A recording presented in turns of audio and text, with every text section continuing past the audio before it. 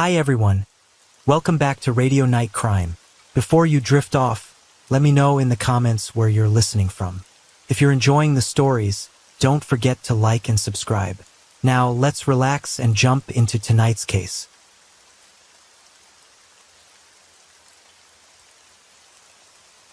Story 1. Now we're looking at a scary event from the summer of 1985 in London. It was a sunny and warm time, full of peaceful nature.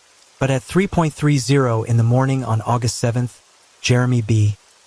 Amber, who lived at White House Farm, got a sudden phone call. His foster father was on the line, sounding panicked.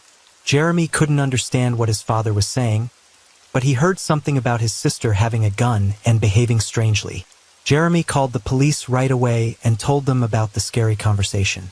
The police arrived an hour and a half later, following Jeremy. Everything seemed strangely quiet when they got there, which was suspicious considering what Jeremy had told them on the phone. Because they thought there might be weapons involved, the police decided not to rush in. This is their usual tactic. They usually wait for a situation to calm down or for a special unit to handle it. So they stayed back from the house, keeping a safe distance. Jeremy was with the police and they asked him to explain what happened at the Bamber house the night before. Jeremy said that they had dinner together as a family with a small disagreement, but nothing serious. He mentioned leaving his pistol and a .22 caliber carbine with his parents, both loaded and working. A special team arrived and found all doors and windows locked except one in the master bedroom. They tried to talk through a loudspeaker for 2 hours, but only heard a dog barking. 3 hours later, at 8 o'clock in the morning, the SWAT team finally entered. Inside, they found chaos. Neville Bamber, Jeremy's father, was deceased in the kitchen. He had many bruises, a broken nose and jaw, and 8 bullet wounds, 6 in the head. It was clear he couldn't survive. Next to him was a phone with its receiver removed and bullets nearby. The police were shocked, but continued to search the house carefully, starting on the first floor. They had to move quietly because the old floors creaked, making noise. On the first floor, there were no other people, but in 2 bedrooms on the second floor, more bodies were discovered. June, Sheila, and 2 young boys named Daniel and Nicholas. They had all been killed by gunshots. June had been shot 7 times, Daniel and Nicholas 5 and 3 times respectively. Sheila was found near her parents' bedroom with 2 bullet wounds under her chin and a gun in her hands. The total number of bullets used to kill the family members raised questions. Was it possible that someone intentionally targeted the Bamber family, and what could the motive be? Could the real culprit be trying to mislead the police? Answers to these questions were needed urgently. So authorities began investigating and researching the history of all members of the deceased family. The county of Essex, where the Bambers lived, is close to busy and crowded London, yet it offers tranquility and relaxation to its residents. The county is known for its natural beauty, with green meadows, clear lakes, and medieval castles attracting visitors. This peaceful environment likely drew the Bamber family, who purchased White House Farm to fulfill their dream. In 1949, at the age of 25, June married Neville, and they moved to the farm to build a prosperous family. Neville, a veteran of the local court.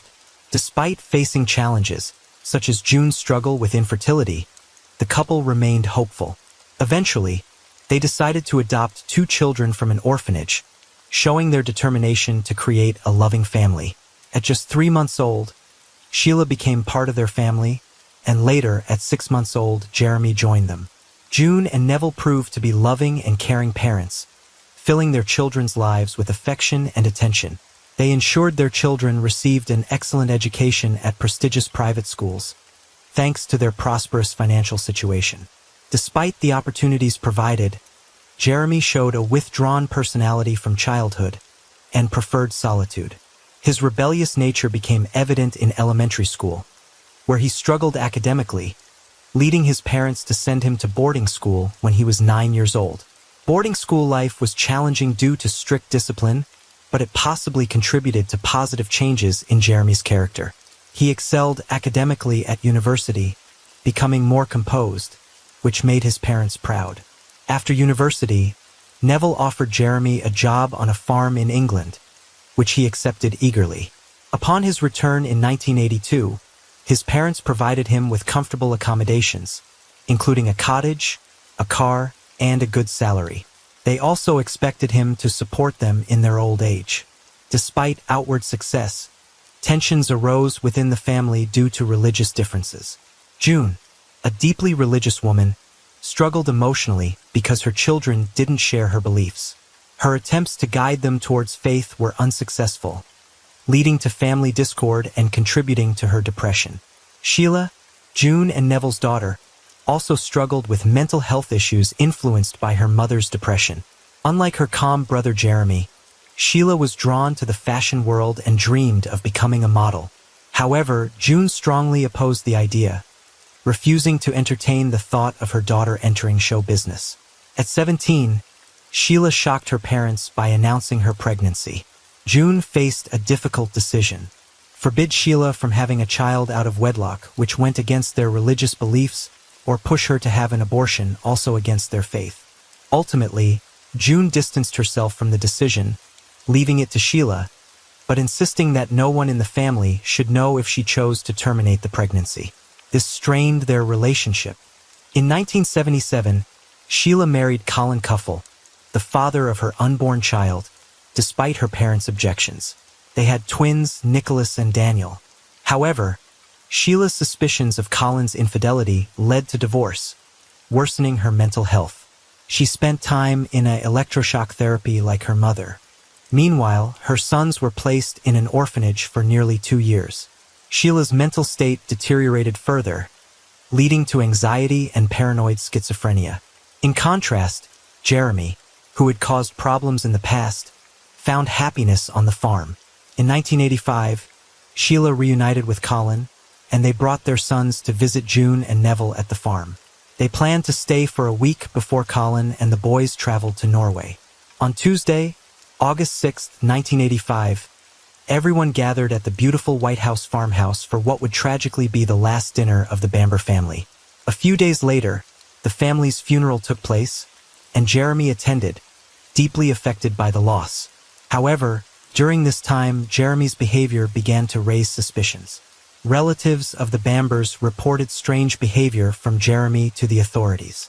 Despite grieving, Jeremy would sometimes make odd remarks, referring to himself as the boss and displaying an unusual smile, hinting at a sense of satisfaction. These observations prompted authorities to investigate further. The ill-fated evening seemed normal at first, a family dinner with a joyful atmosphere and good food. However, tension arose when Neville and June suggested that Sheila send her children back to the orphanage, implying she couldn't care for them properly. Sheila reacted sharply, expressing her independence in making decisions about her children. At 9:30 p.m., Jeremy left for his house, while Barbara Wilson, the farm's secretary, called with a work-related issue. Neville answered, displaying unusual irritability with loud voices and arguing heard in the background, an uncommon occurrence for the Bambers, surprising Barbara. Barbara couldn't figure out the cause of the argument, as Neville quickly ended the call. The next morning, all family members in the house were found shot dead, except for Jeremy, who was left alive. He couldn't hide his tears, and investigators respected his emotions, giving him time to recover before questioning him. Jeremy cooperated fully, sharing all available information, including his sister's life struggles and the dinner conflict on August 6th. Initially, it seemed that Sheila, influenced by her mental state and upset by her parents' remark, committed the desperate act of violence. Investigators believed that Sheila, overwhelmed by the intrusion into her privacy, lost control and turned to gun violence, shooting the family before taking her own life. Evidence, such as the weapon found pointing towards her chin, supported this theory. The detective's actions afterward might seem odd in hindsight. However, doubts arose when Jeremy's girlfriend, Julie, questioned his innocence. She revealed that on the night of August 7th, Jeremy called her, mentioning farm issues, but abruptly hung up when she pressed for details. Additionally, some peculiar details emerged. She remembered Jeremy complaining about his family several times before the tragedy, expressing exhaustion with his in-laws. But the most shocking part of her testimony was about the Bamber will. Apparently, the Bambers had a will stating that all their property would be divided equally between their children, with Sheila's share to be rewritten in favor of her twins. This upset Jeremy, and he openly shared his dislike for this idea with his friend. According to Julie, Neville's will also stated that Jeremy had to work on the farm to receive his share of the inheritance.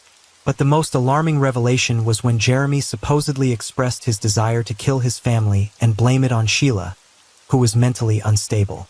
He even acted out a scene in front of the police, trying to appear as a witness to the tragedy. Julie admitted to telling the police about this not only to help the investigation, but also out of a desire for revenge, as she had learned about Jeremy's affair. In an attempt to divert suspicion from himself, Jeremy falsely implicated a plumber he claimed to have hired. However, this plan failed when the plumber provided a solid alibi, narrowing down the list of suspects to Jeremy himself. Despite being temporarily arrested, Jeremy was released due to a lack of solid evidence against him. Surprisingly, the police allowed him to travel abroad, even though his financial situation had significantly improved after inheriting his parents' wealth. He wasted no time and went on vacation to Saint-Tropez, France, and sold his father's car a few days before departing. Jeremy's cousins urged authorities to reconsider the theory that Sheila was the perpetrator. They even approached the police and media, but their efforts were dismissed by the deputy head of the CID. Undeterred, one of the cousins secretly investigated the scene himself, driven by doubts about Sheila's involvement. He managed to gain access to the house and found a shocking piece of evidence: a silencer for a .22 caliber carbine with traces of blood in a closet. This discovery led him to new conclusions. The length of the weapon, including the silencer, suggested that Sheila couldn't have used it to shoot herself. This indicated that Sheila couldn't have been part of the crime. Since she was shot twice and bleeding, it would have been impossible for her to remove the silencer and hide it in the closet. However, if she fired the gun without the silencer, why were there blood traces on it? This suggested that the silencer was indeed used during the crime. On September 29th, Jeremy returned home and was promptly arrested and charged with the murder of his family. The trial began on October 3, 1986, at Chelmsford Crown Court. Throughout the trial, Jeremy appeared arrogant in the dock. Prosecutors accused him of lying, and phone technicians confirmed that the Bamber home's phone line was busy that night. Key testimony came from the medical examiner, who noted injuries on Neville's body, indicating he had resisted blows. The examiner suggested that Neville had been beaten with the .22 caliber carbine. Given Sheila's frailty, it seemed unlikely she could have inflicted such serious injuries on her father. It appeared more probable that Jeremy was capable of such violence, especially as Neville's body showed numerous bruises. It's evident that Sheila must have endured some blows during the struggle, yet there were no signs of beatings or bruises on her body. Jeremy's lawyers argued that despite her mental issues, Sheila was physically capable of committing the crime. They pointed to her experience with guns and excellent shooting skills as evidence. Furthermore, Sheila's blood appeared fresher than that of other family members, suggesting she might have killed them before taking her own life, either as a realization of her actions or in response to the approaching police. The prosecution countered these theories by pointing out that the silencer, with Sheila's blood on it, was found in the closet instead of on the carbine. This undermined the defense's arguments. With no solid counterpoints, the defense struggled against the prosecution's case. According to the prosecution, Jeremy's motive was anger over the divided will, driven by financial reasons. On the day of the incident, witnesses saw Sheila behaving normally and the housekeeper didn't notice anything unusual. This testimony weakened the defense's position further. The farm clerk phoned Neville around 9:30 p.m., sensing that she had interrupted an argument. She noted Neville's unusual annoyance before hanging up, an uncharacteristic reaction from him as he was typically calm. Around 10:12 p.m., Jeremy left his in-laws' house and returned home late at night. He used a bicycle borrowed from his mother to avoid detection, taking a route away from the main road. Jeremy entered the house through an open window on the first floor, where he found a preloaded gun. In his parents' bedroom, he shot and killed his sister June. When he aimed at Neville, His father woke up and struggled to defend himself. They fought downstairs, leading to Neville's death in the kitchen. Returning to the bedroom, Jeremy killed Sheila and her children to frame her for the crime. He placed the carbine in Sheila's hands to make it appear as if she was responsible. Afterward, Jeremy returned home, first calling his friend Julie, nearly giving himself away with excitement, then contacting the police, claiming his father had called him. However, this call raised suspicions during the investigation. If Neville was in danger, he likely would have contacted the police directly rather than calling his son. Additionally, despite Jeremy's claims, there was no blood on the phone in the Bamber house, suggesting Neville wasn't injured at the time of the call. This suggested that the telephone receiver in the house had been removed as part of staging the crime scene. Jeremy's behavior also raised suspicions. Why didn't he rush to the scene after his father supposedly called? Given the circumstances, it was his family involved. Considering all known facts, the jury deliberated on the verdict. The judge highlighted 3 key questions for them to consider: whether to believe Julie Mugford or Jeremy Bamber if they were convinced Sheila didn't commit the crime, and whether the second fatal shot at Sheila was fired with the silencer. After over 9 hours of deliberation, on October 28th, the jury unanimously found Jeremy Bamber guilty by a majority vote of 10-2, meeting the minimum requirement for conviction. He received 5 life sentences without parole. Home Secretary Douglas Hurd ruled in 1988 against releasing him. Despite no direct evidence of Jeremy Bamber's guilt, controversy persists. Some believe in a miscarriage of justice, suggesting Sheila Bamber may be the true culprit. Jeremy insists on his innocence, filing appeals with his lawyer, arguing biased judgment due to his behavior in court. Jeremy Bamber contends that there's insufficient evidence against him, pointing to unexplained aspects of the case. Tests on Sheila's hands weren't conducted. There were allegations of police misconduct at the scene, and speculation of retaliation by Jeremy's ex-girlfriend remains. In 1991, Jeremy Bamber requested a trial, but in 1996 a police officer destroyed much of the physical evidence, which Jeremy's defense team criticized as a disgrace. In 1997, a DNA test revealed the presence of Sheila and June's blood in the silencer, but the results were complex and inconclusive. In 2012, gun experts from the US and UK argued that the injuries on the silencer. In 2015, Jeremy Bamber filed an appeal demanding access to all evidence for his defense, but he was sentenced to an additional 14 years for fraud, as he posed as a lawyer to obtain it. Seeking to prove his innocence, Bamber set up websites discussing the case and offered a significant reward for evidence overturning his conviction. The Bamber family's case continues to garner public attention, raising doubts about the verdict's correctness. What's your opinion on whether Jeremy is guilty?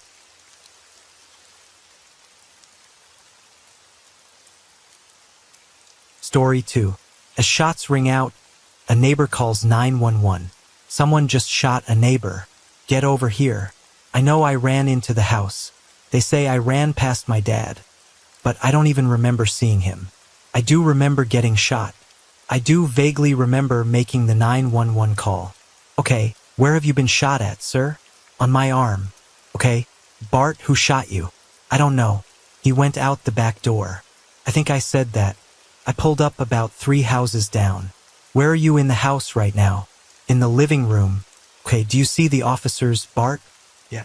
Can you tell me anything about him at all, Bart? Did he sound black, white, Hispanic? Very black. Bart Whitaker was standing where he'd been shot over a month ago on December 10, 2003.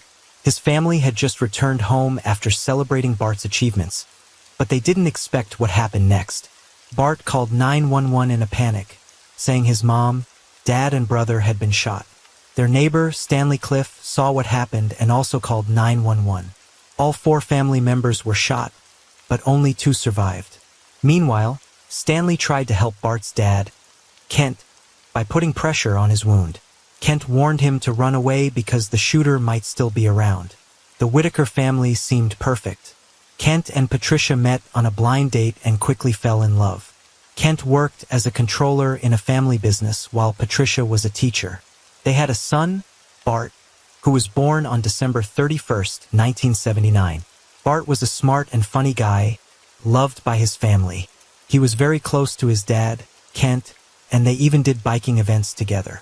Bart also had a younger brother, Kevin, born on March 19, 1984. They were close despite their differences. Kevin was sensitive and mature for his age. He stood up against injustice and forgave quickly. But on December 10, 2003, everything changed. Bart had just finished his final exam and called his mom to share the good news. They decided to celebrate as a family by going out to dinner.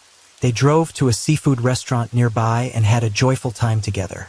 Tricia, Bart's mom, gave him a watch as a graduation gift, making him really happy. They laughed, joked, and teased each other like they always did. After dinner, they headed back home. Bart went to get his phone from the car, while Kevin, his brother, unlocked the front door. But as Kevin walked into the house, a sudden gunshot hit him in the chest. He fell to the floor, keys still in his hand.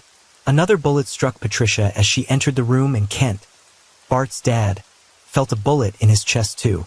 Bart rushed in and found himself in a fight with a masked man.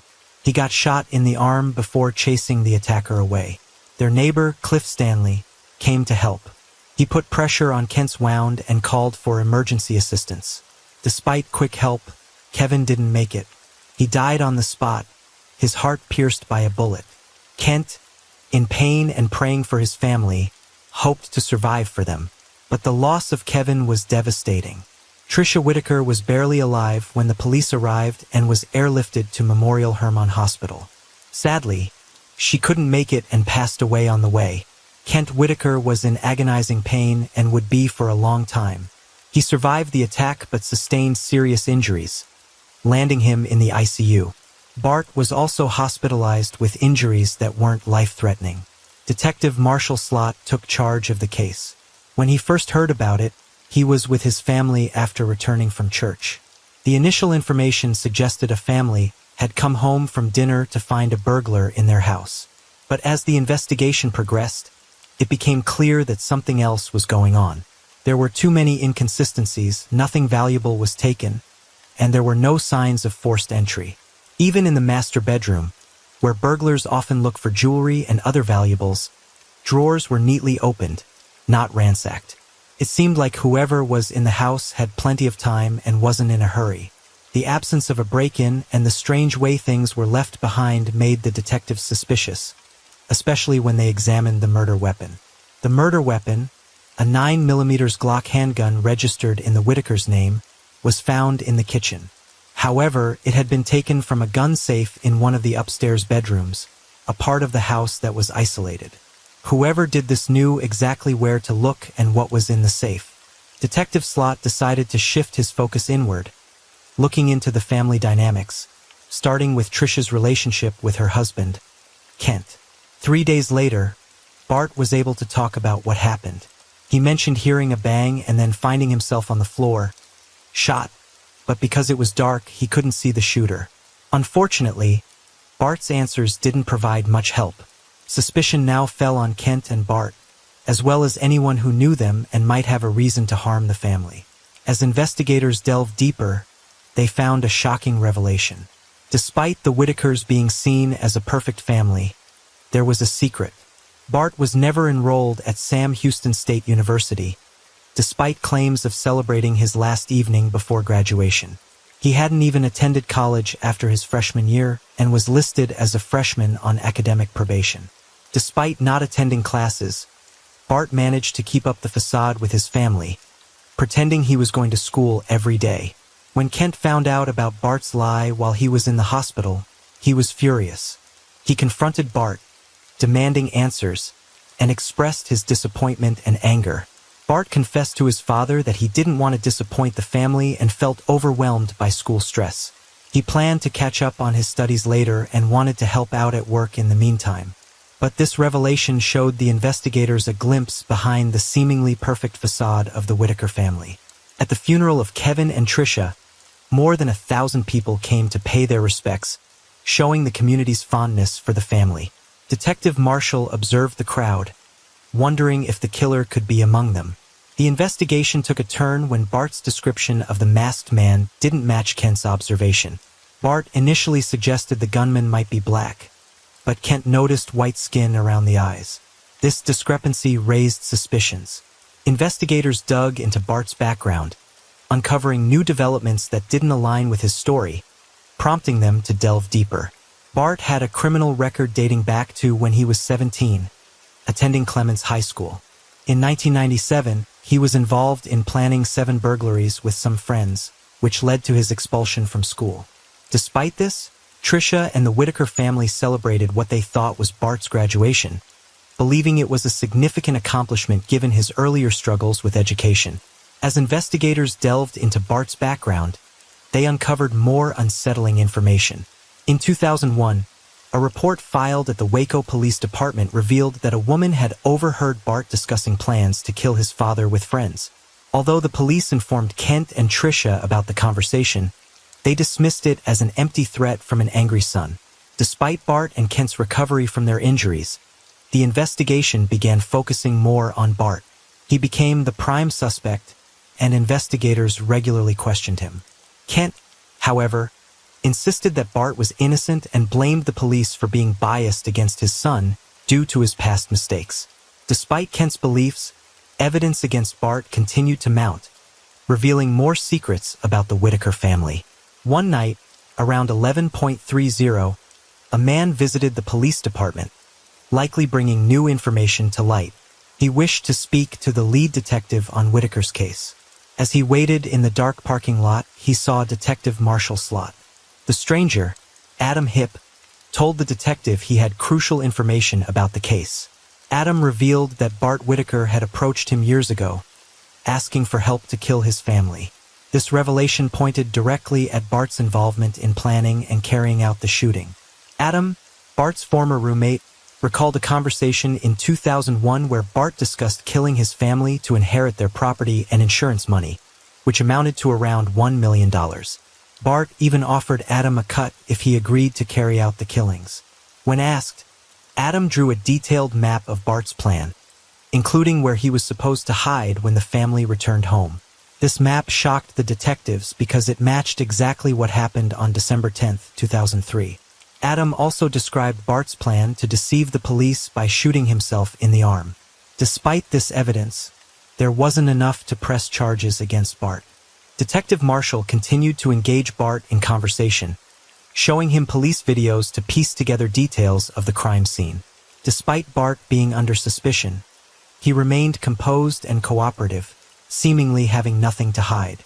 However, Marshall grew frustrated with Bart's vagueness about certain details, like which direction he ran and how far he was from the shooter. Bart claimed he couldn't remember. To gather more evidence, the police devised a plan involving Adam Hipp calling Bart. He mentioned another former roommate, Chris Brazier. The investigators obtained a scent sample from a country club where Bart and Brazier had worked. Bloodhounds sniffed the sample along with evidence from the Whitaker home, and they identified Brazier's scent on the drawers in the master bedroom and on the murder weapon. Chris Brazier then became the prime suspect. He was brought in for questioning and asked to explain his whereabouts on the evening of the shooting. Brazier claimed he was at Hooters with his roommate Steve Champagne and Champagne's girlfriend on the night of the shooting. Champagne, a U.S. Marine, initially denied any involvement, but under pressure from detectives, he eventually confessed. He admitted to driving Brazier to the Whitaker home and waiting nearby while Brazier carried out the killings. Champagne's confession led detectives to Lake Conroe, where they found a bag containing crucial evidence. Inside were two-way radios, water bottles, tools used to break open the gun safe, ammunition, and a smashed cell phone used during the crime. The water bottle had Brazier's DNA on it. Both Brazier and Champagne confessed to their roles in the crime, with Brazier being the shooter and Champagne the driver, acting on Bart's plan. These confessions, along with the evidence from the bag, provided enough proof to press charges. It took 7 months to gather this evidence. Meanwhile, Bart disappeared, telling his dad he was going to a club but never returning. In September 2005, Champagne and Brazier were arrested for the murders of Tricia and Kevin Whitaker. Bart Whitaker vanished, triggering an international manhunt. A $10,000 reward was offered for any information leading to his capture. Sugarland law enforcement felt frustration and resentment at Bart's escape, as they had suspected him from the start, yet he managed to evade them. His disappearance left the community in shock and disbelief, with residents grappling with the idea that an innocent person wouldn't run. Kent Whitaker faced his worst nightmare, the possibility that his only surviving family member could be responsible for the loss of the rest of his family. Despite this, even before knowing the culprit's identity, Kent declared his forgiveness, attributing it to God's calling. However, realizing that it was his own son who had disappeared left him questioning why. As time passed without any solid leads, the pain and confusion deepened, leaving Kent and the community searching for answers and closure. Months felt like years for the Sugarland authorities and for Kent Whitaker as they waited for answers. Finally, 18 long months after the murders, a man named Rudy Rios came forward. He revealed that a year earlier, someone had bought his identity for $3,000 and fled to Mexico. Seeking the $10,000 reward, Rios reported Bart's whereabouts, leading to his arrest on September 24, 2005. Bart was extradited to the United States to face prosecution, charged with murder. During a visit from his father, Kent noted Bart appeared fine, but Bart admitted everything was his fault and expressed deep remorse. The trials began in 2007 and the jury found Bart guilty of planning the murders for greed. After 10 hours of deliberation, they sentenced him to death by lethal injection, scheduled for February 22, 2018. But the story didn't end there. When did you start thinking about killing your parents? I don't actually know. It was not just this unique moment where it just kind of came up. And it was sort of a way of thinking this really awful thing in my head. The worst thing that I could think of as a way of kind of like venting, if that makes any sense. It wasn't real. It was not a plan or a plot at that point. It was just sort of a way of shaking my fist at them in my head. Kent Whitaker had provided his son Bart with a lakeside house, luxury vehicles, and education, showing his love and devotion as a father. He was known as a loving and faithful man, a devout Christian, so it wasn't surprising when he chose to forgive his son. However, what truly stood out was Kent Whitaker's relentless fight over the next 10 years to change Bart's death sentence to life imprisonment. Despite being remarried and in his late 60s, Kent tirelessly filed pleas, made public appearances, wrote applications, and spoke to prosecutors, advocating for clemency for Bart. Kent objected to the death penalty for his son, arguing that killing Bart would only inflict further trauma on him. As the day of execution approached, Kent prepared himself to be present, not because he wanted to, but because he wanted Bart to know that someone cared for him and didn't want him to die alone with his mistakes. To sway authorities and emotions, Kent highlighted Bart's positive changes, such as completing anger management and religion classes, earning an undergraduate degree, and nearly finishing his master's degree. Additionally, Bart forgave all those involved in the murders, showing a transformation that Kent believed deserved a chance at redemption. Kent Whitaker fought tirelessly until he exhausted all his legal options, including a written public plea to the Texas Board of Pardons and Paroles. On the day of Bart Whitaker's scheduled execution, Bart was served his last meal, consisting of chicken enchiladas, rice, beans, and vegetables. In the morning, Kent visited Bart, and they touched each other's hands through the glass, saying their goodbyes. Later in the evening, about 40 minutes before the execution, the family gathered in the execution room, holding each other's hands, preparing for their final farewells. However, just before the execution, Bart's attorney, Keith Hampton, called Kent with unexpected news. Governor Abbott had granted a commutation of Bart's death sentence, accepting the board's vote. This was the first commutation of a death sentence during Abbott's tenure, despite allowing 30 executions to proceed during the same period. Kent Whitaker, a deeply religious man who believed in miracles and forgiveness, nearly manifested one out of what seemed like a hopeless plea. The story, where 34 seconds could have marked the end of the family, now saw half of it finding peace. Bart remained restrained, without the hope of parole. Despite the commutation, many believed there was more to Bart Whitaker's story than a man who murdered his family. Psychiatrists like Hallwell suggested there were deeper issues at play, hinting at a complex and troubling narrative behind Bart's actions. Bart was described as someone with a fundamentally different nervous system, suggesting that something was off with his wiring. Unlike most sociopaths who grow up amidst extreme trauma, Bart grew up in a safe and loving home. Yet, he seemed to perceive rejection, even when it wasn't there, displaying a lack of emotion that chilled those who observed him. The damage caused by this case was irreparable. Trish and Kent were like second parents to many in their community, a support system that made it all the more tragic that their own child turned against them. Moments of family joy and aspirations were abruptly cut short, leaving behind a painful void. This case serves as a solemn reminder of the heavy toll bad choices can exact. It prompts reflection on the importance of understanding what's going on within the people around us to prevent lasting pain. Deciding between the death penalty and life imprisonment is a difficult moral question. While some argue that capital punishment deters dangerous criminals, others, like Kent Whitaker, believe that life in prison is a better option. Ultimately, it's a matter of personal beliefs and the laws in place. What do you think? Should cases as heinous as Bart Whitaker's warrant capital punishment? Or is life imprisonment a more humane option considering the irreversible nature of the death penalty?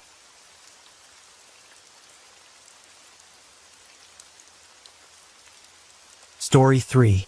Tried to get in from the door and there was a child dead. And yeah, we tried to do what we could to help. And unfortunately, we were too late, Hannah Clark. She had this strong desire to become a loving mother since she was young. This started with how she cared for her younger siblings.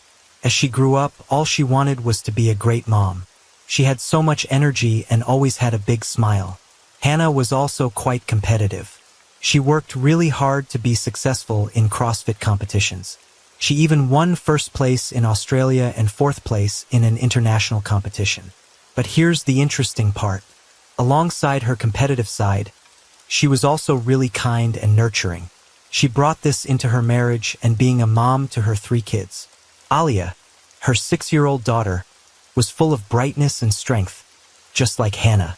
Then there was Liana, only 4 years old, who was all about fashion.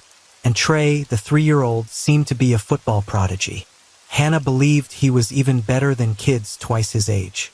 Her kids meant the world to her, and she wanted them to have the best life. The family lived in Brisbane, a big city in Australia known for its culture, art galleries, museums, and botanical gardens.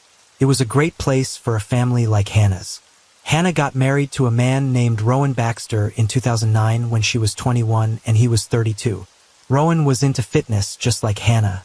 He used to play rugby professionally and was really dedicated to his personal training work. Hannah and Rowan bonded over their love for exercise. They started off well, but their marriage went downhill over time. Hannah's mom noticed Rowan becoming more controlling, and his extreme training style caused concerns among friends. This harsh approach spilled into their relationship. Hannah's life had taken a difficult turn. She had to change how she dressed for the gym and avoid wearing her favorite pink clothes because her husband, Rowan, thought those colors weren't right for her. Rowan had a strong need to control things, including their marriage. He believed that wives should only be homemakers and provide physical intimacy. As time went on, Hannah's situation got worse, even though she denied being mistreated. Rowan's behavior towards Hannah was hurtful. He didn't show any care for her feelings or pain, simply telling her to be tougher. He criticized her appearance, even calling her names. Rowan was envious of Hannah's success as an athlete and trainer, feeling inferior that she excelled in areas where he struggled. Their marriage continued for a decade, but it wasn't a happy one. Rowan's infidelity became known to people, including his own family. Despite this, he projected a fake image of being a good person to the public, making others sympathize with him. Hannah's family saw through this facade, but Rowan isolated her from them, trying to keep his control intact. Rowan's grip on Hannah tightened over time, causing concern among those who cared about her. One of her friends, who worked in helping people facing abuse, tried to talk to her about Rowan's actions. Even though Hannah denied the abuse and threats, she did admit that Rowan had a history of threatening a previous partner. It's important to remember that no one should go through such a situation, and support is crucial for those facing abuse.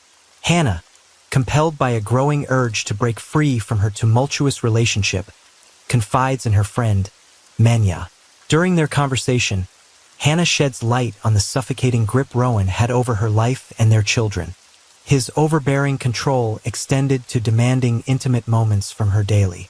Refusal on her part would lead to him wielding emotional weapons, preventing her from enjoying activities she loved, be it going to the gym or spending quality time with her kids.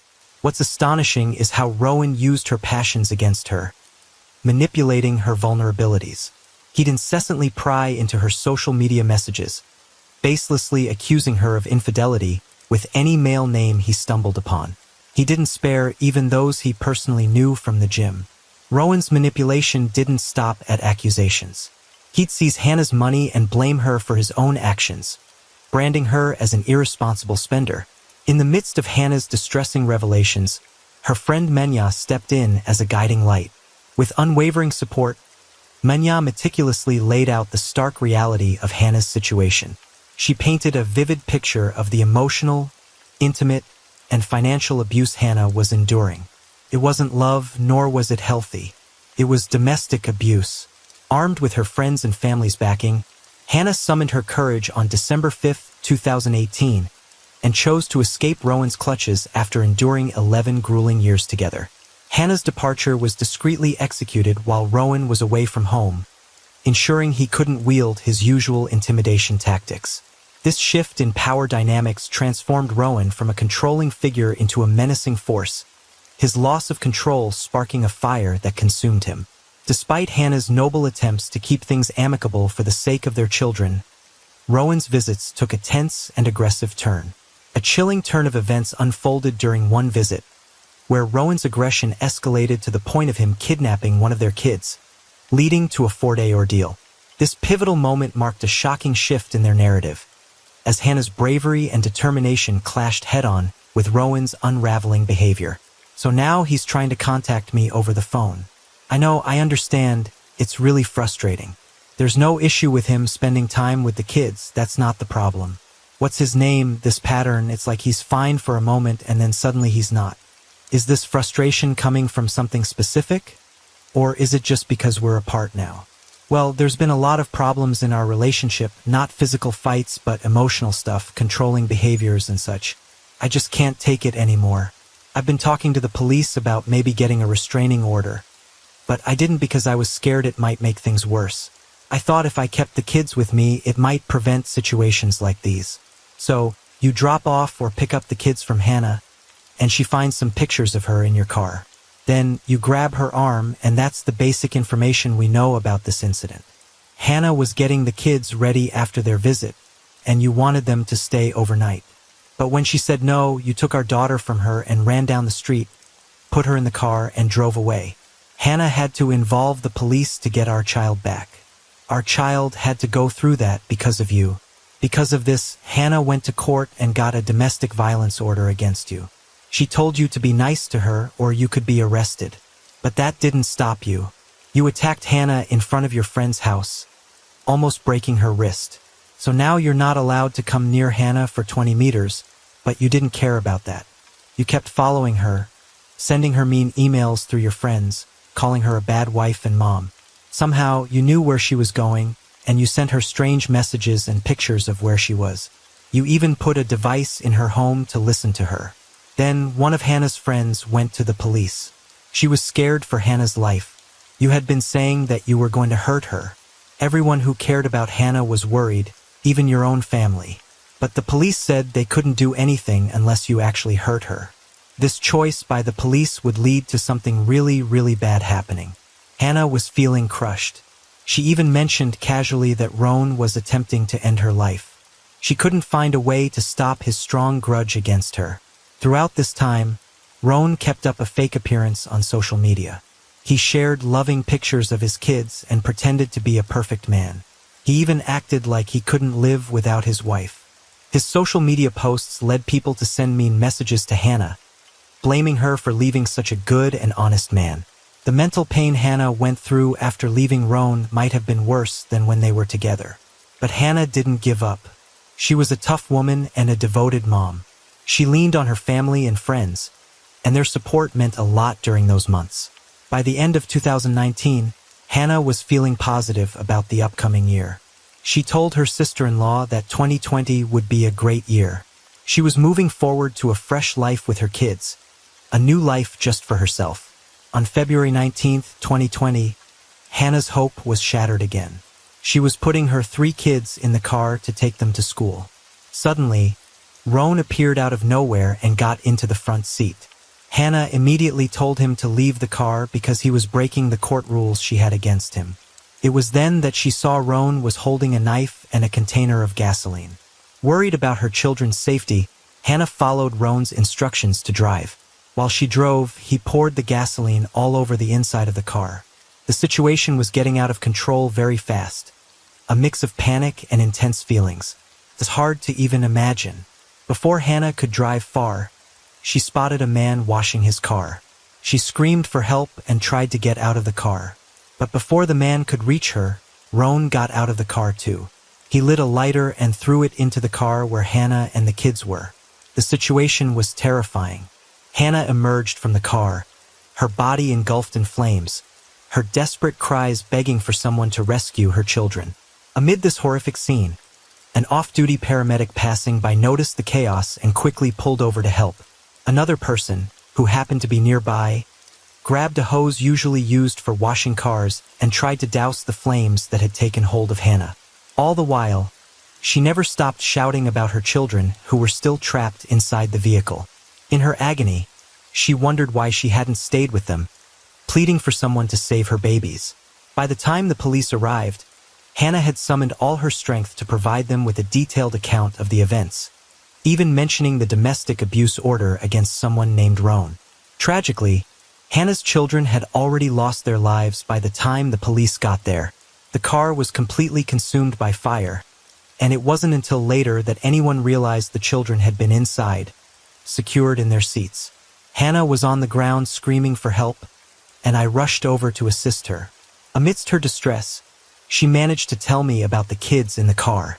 The news hit me hard, and I moved to approach the car, but a sudden explosion forced me back. My younger brother intervened, preventing me from getting closer. As the car erupted into a second explosion, I looked around and realized it was around the time when kids were heading to school. The gravity of the situation sank in. There were children in that car. Suddenly, it came to a halt. I tried to open the door and saw a child inside who was no longer alive. We did everything we could to help, but tragically, it was too late. What's even more shocking is that on the other side of the road, the car's driver, who turned out to be the ex-husband of someone named Hannah, had taken his own life. He jumped out of the car to escape the flames that had engulfed it, and evidence of this was visible through an object protruding from his chest. The police were able to piece together exactly what happened. It seems that Hannah's ex-husband had meticulously planned this horrific event, leaving behind a letter outlining his intentions to end her life.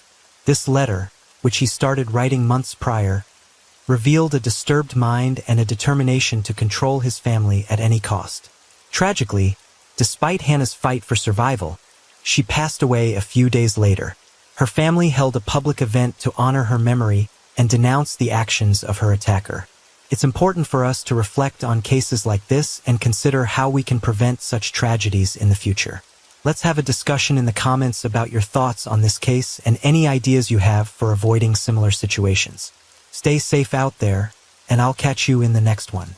Our story kicks off with Katerina Bulgova, born on May 13, 1989, in Leningrad, which was later renamed St. Petersburg, one of Russia's largest cities. The sequence of events leading to something horrifying all started back in 2009 during Katerina's family vacation to Turkey. It was there that she crossed paths with Walter Baumann, a German citizen 13 years her senior. Now Walter, despite being fluent in Russian, had a less than ideal personal life. He lived with his parents, didn't pay much attention to his appearance, and didn't come across as particularly appealing. However, he frequently connected with Russian women online. One of these online connections led him to plan a visit to Russia to meet someone in person. Unfortunately, that meeting didn't go well and they parted ways. Fast forward to Turkey, and Katerina, young and beautiful, entered Walter's life like a breath of fresh air. Love blossomed during their holiday romance. The story felt like something out of a fairy tale, with two lonely hearts finding each other. After Katerina returned to Russia and Walter to Germany, they kept their connection alive through social media and long phone conversations. Walter couldn't stop talking about how wonderful Katerina was, how they'd spend hours on the phone and even exchanged poetry. He frequently traveled to see her in St. Petersburg, spending a considerable amount of money on these visits. Around this time, Katerina was in her second year of university in St. Petersburg, studying business administration. Walter was deeply committed to their relationship and assisted her in transferring to Hamburg University in Germany. Katerina made the move in 2010, settling in the port city of Bremerhaven on the North Sea. People described her as intelligent, attractive, and cheerful. Even after moving, she stayed closely connected with her family in Russia. In Germany, she continued her studies in business administration, which she'd started back in Russia. She had a passion for running and yoga, and often sought out serene spots. Months passed, and their love grew stronger. Walter and Katerina tied the knot in a lavish ceremony. According to Walter's friend Alexander, who attended the wedding, it was a grand affair. Alexander, who used to work as a wedding photographer, mentioned that he had seen many weddings, but Katerina was the most beautiful and happiest bride he'd ever witnessed. The celebration was undoubtedly extravagant, featuring a unique twist. The couple had their registration at a lighthouse, and then rode off in a grand white horse-drawn carriage, a spectacle unlike anything seen before in Germany. In the beginning, there weren't many guests at their wedding, which was a bit unusual. The wedding ended early, and Don noticed this. Their wedding photo captured a lovely moment. Walter looked like a supportive husband, and Katerina, his young wife, hugged him gently with a blissful smile. They seemed like a perfect match, like a fairy tale come true. However, instead of moving into a fancy castle, they moved into Walter's parents' home. This was when Katerina faced her first challenge in Germany. Living with Walter's parents wasn't easy. Walter's mother, Ludmilla Baumann, played a significant role in how their story unfolded. Ludmilla had spent the first 38 years of her life in Kazakhstan. She excelled in her studies and worked as a chemist, then an engineer, and later as a teacher. She got married young and had a son, Walter, who was her only child. When the Baumann family, with German roots, immigrated to Germany, Ludmilla continued her career at a marine institute, studying global warming, and going on many expeditions, even to the Arctic. Her migration story was celebrated and displayed at the Immigration Center in Bremerhaven, but Ludmilla struggled to accept that her son Walter was no longer a child but a grown man in his 30s. When he was away, she constantly called him, wanting to know where he was, when he'd be back, and who he was with. As her only child, Walter was her world. Katerina also faced prejudice from Ludmilla but tried her best to please her husband's mother. Ludmilla frequently interfered in her son's marriage, criticizing Katerina for not being a good homemaker. Katerina tried to stand up to this attitude, but it was challenging. When she went out, she dressed conservatively to avoid criticism from her mother-in-law. Walter worked at the port, earning around 4,000 euros a month.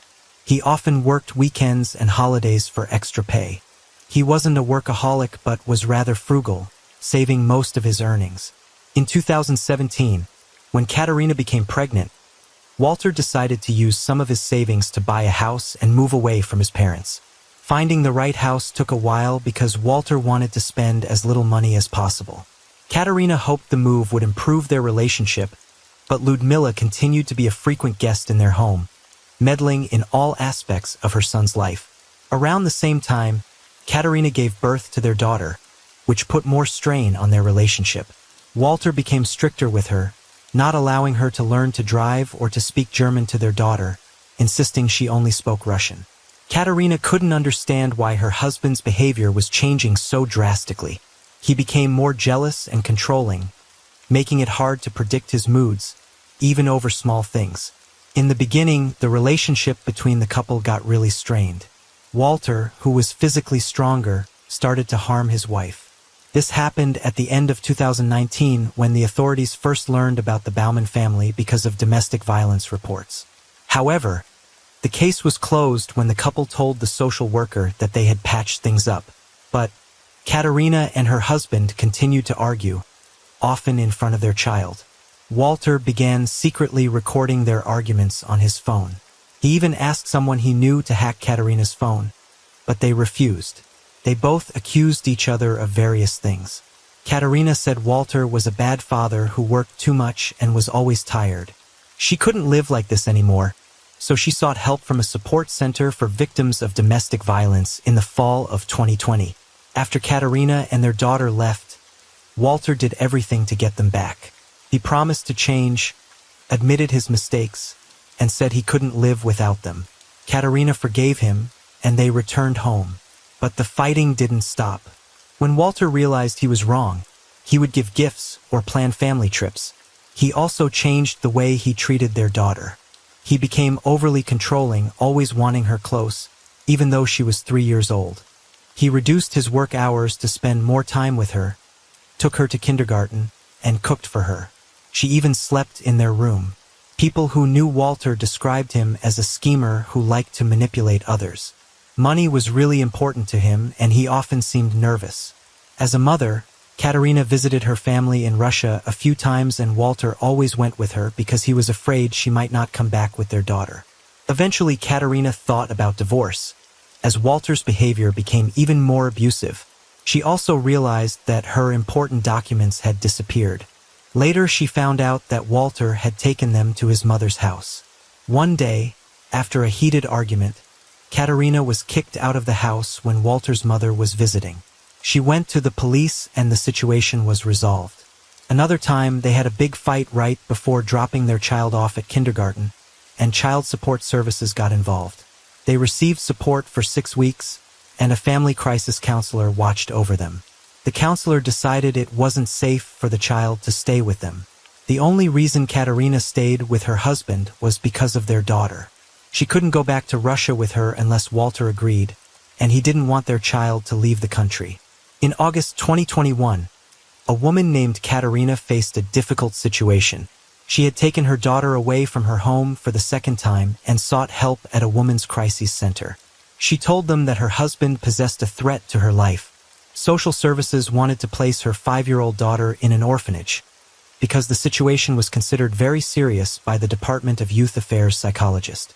Katerina initially agreed to let the Youth Affairs Service take care of her daughter temporarily. However, her husband Walter and his mother opposed this decision. As a result, both parents had to take care of the child for a few days. The little girl alternated between living with her father and staying in a women's shelter with her mother.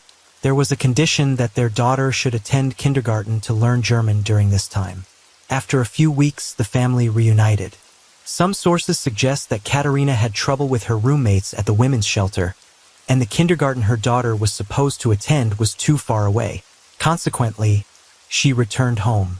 However, the couple had started the process of getting a divorce and they lived in separate rooms. Katerina's desire to return to Russia grew, and Walter didn't oppose it, but he insisted that their daughter stay with him in Germany. So, Katerina traveled to St. Petersburg in early 2022 alone. While in Russia, she went on a date with a man she had met online. He was from Omsk, a city in Siberia, and worked as a pilot. Katerina returned to Germany in mid-January 2022 and continued to communicate with the Russian pilot daily. They exchanged many loving messages. However, a few weeks after her return to Germany on February 4, 2022, the 32-year-old woman abruptly stopped contacting her family and her new lover. When she disappeared, she took only an empty suitcase and 13,000 euros from her husband's savings. She left behind her phone, keys, clothes, and most importantly, her 5-year-old daughter. Walter reported this version of events to the police on February 6, 2022, when Katerina's parents were unable to reach her for 2 days. They contacted the German police to request a welfare check. We found out about her disappearance in a strange way. I couldn't reach her by phone for a few days. Walter picked her up and said he hadn't seen her since February 5th. He also mentioned that she couldn't respond because she didn't have money in her account, explained Svetlana, Katerina's mother. The entire city mobilized to search for Katerina. People searched every inch, put up flyers, and considered every possible scenario. Surprisingly, Walter, Katerina's husband, seemed unconcerned about her disappearance. While concerned citizens plastered the city with flyers, he was busy renovating his house. The disappearance of Katerina and the actions of her husband immediately drew the attention of the police. They searched the Baumann families only 4 days after Katerina supposedly ran away. At that time, Walter had completed his renovations, including painting the guest room's floors and replacing a couch. He was also observed buying a significant quantity of cleaning supplies from a local store. The police had a real puzzle on their hands. The security cameras in the house where the incident occurred mysteriously lost their recordings. For 3 long hours, officers combed through the house, hoping to might shed light on what had happened. They even brought in a trained dog to help, but it didn't provide any useful signals. Initial tests by forensic experts turned up nothing in the house or the garage, except for a surprising discovery in a cluttered car, a knife, and an electric device that could potentially be significant evidence. Oddly, Walter, the person at the center of this case, didn't seem particularly concerned about his missing wife.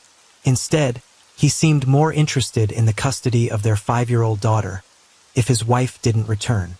The search for Katerina continued day after day, but there was no sign of her. It was as if she had simply vanished into thin air. This raised suspicions as it's highly unusual for a young mother to disappear, leaving behind her important documents and phone, especially in a foreign country. Walter's behavior also raised eyebrows, particularly his claim that Katerina had with an empty suitcase.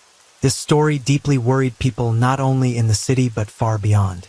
Even individuals who had never met Katerina organized a search effort, determined to find answers. "We'll keep looking until we uncover the truth," declared one of the organizers. About 2 weeks after Katerina's disappearance, around 400 volunteers from all over North Germany came together to search for her in Bremerhaven, assisted by search dogs. The incident also gained significant attention on social media, and Katerina's family reached out to Russian media outlets for help. Her mother revealed a troubling history of domestic abuse in Katerina's marriage, saying, "My daughter was with this man for 12 years, but their marriage had been nothing but arguments and violence for the past 1.5 years. He isolated her, took away her identification and bank cards, and prevented her from seeing anyone." Then on March 1st, 2022, a shocking discovery shook the community. A passerby stumbled upon a strange suitcase that had washed ashore while walking along the local river Weser.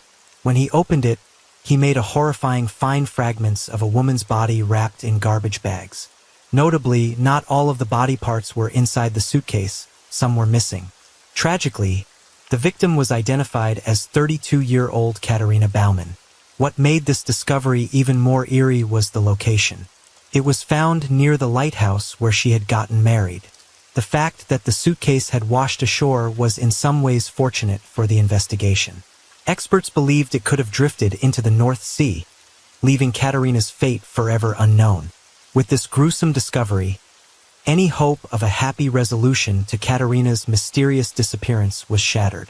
Now her loved ones could only say their final goodbyes. The local residents came together to create a small, heartfelt memorial. People who cared about what had happened left flowers, lit candles, and even wrote heartfelt letters. In the midst of this unfolding tragedy, Walter Baumann was arrested as the primary and sole suspect in this perplexing case. Upon discovering the body, the family home underwent a second search, this time with experts spending several days investigating. The police stumbled upon a bottle containing a potent sedative that was also found in Katerina's bloodstream. They also uncovered single-use gloves, foil, adhesive tapes, a substantial amount of garbage bags, and various cleaning agents. Additionally, they came across canisters filled with acetic acid, solvents, bleach, keys to a suitcase, and the pink scarf that Katerina had in her last selfie, which was wrapped around her neck. Investigators noticed the conspicuous absence of Katerina's personal belongings. Most of her clothing had been discarded, and her wedding photo, a cherished memory, was hidden behind a piano.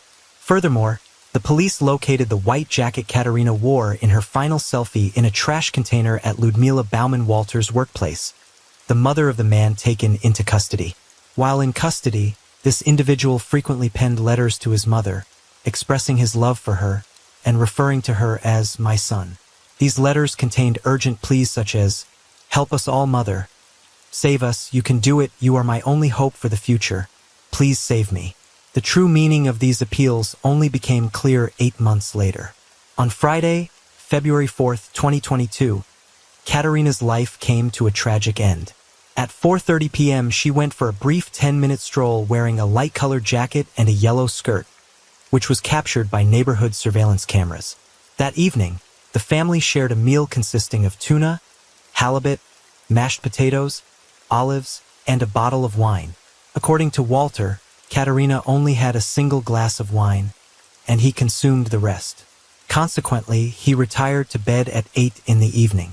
Court records reveal that Katerina's phone was last connected to the network at 7:41 p.m.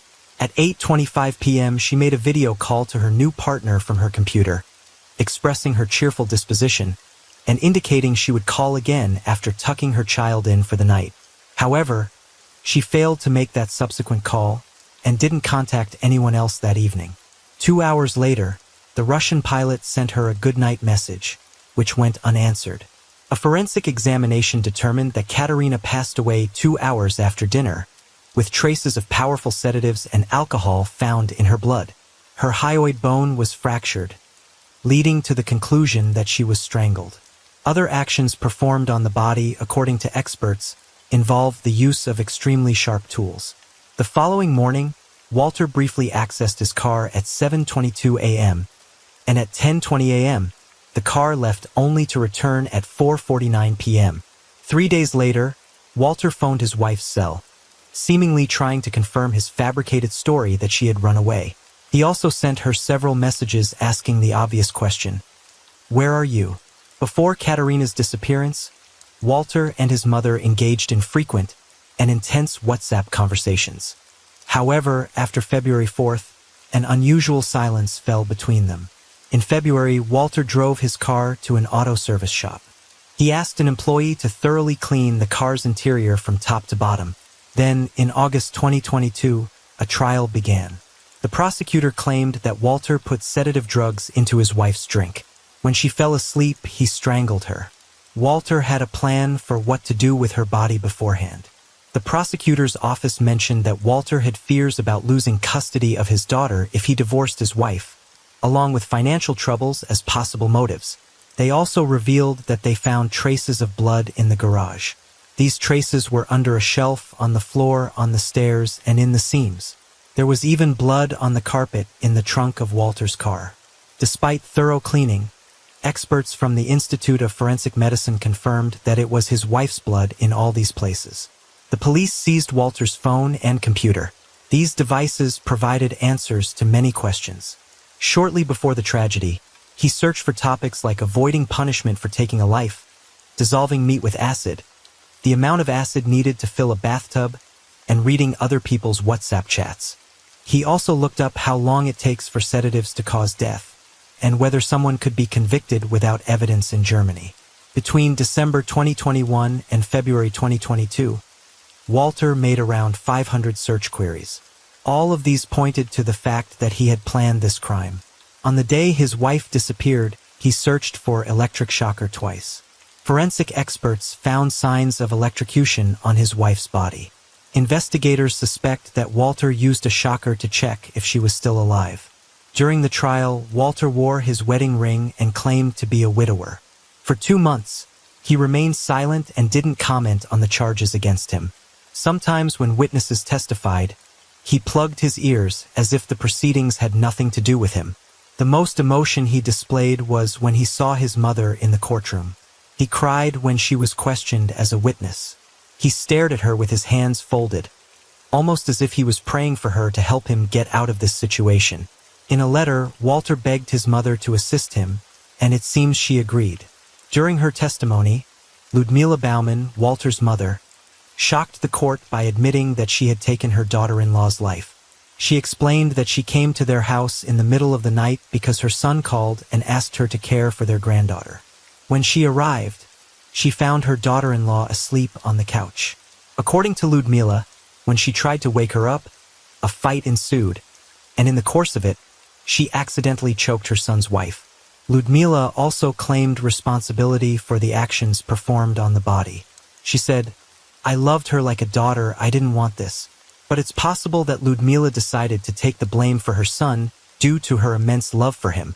As mentioned earlier, they had a very close relationship and spoke on the phone frequently.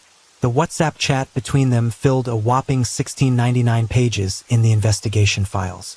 Despite Ludmila's self-incrimination, she left the courtroom as a free citizen. The jury in the prosecutor's office didn't believe her statement, assuming that she only wanted to protect her son. Even experienced lawyers were stunned by her confession. The attorney for the 66-year-old woman demanded her arrest, while Walter's defenders requested his release. However, in the end, Ludmila was set free, and her son remained in jail. She wasn't ready to give up and wrote a letter to the court detailing what she did with the body. Once more she stated, "My son did not do this."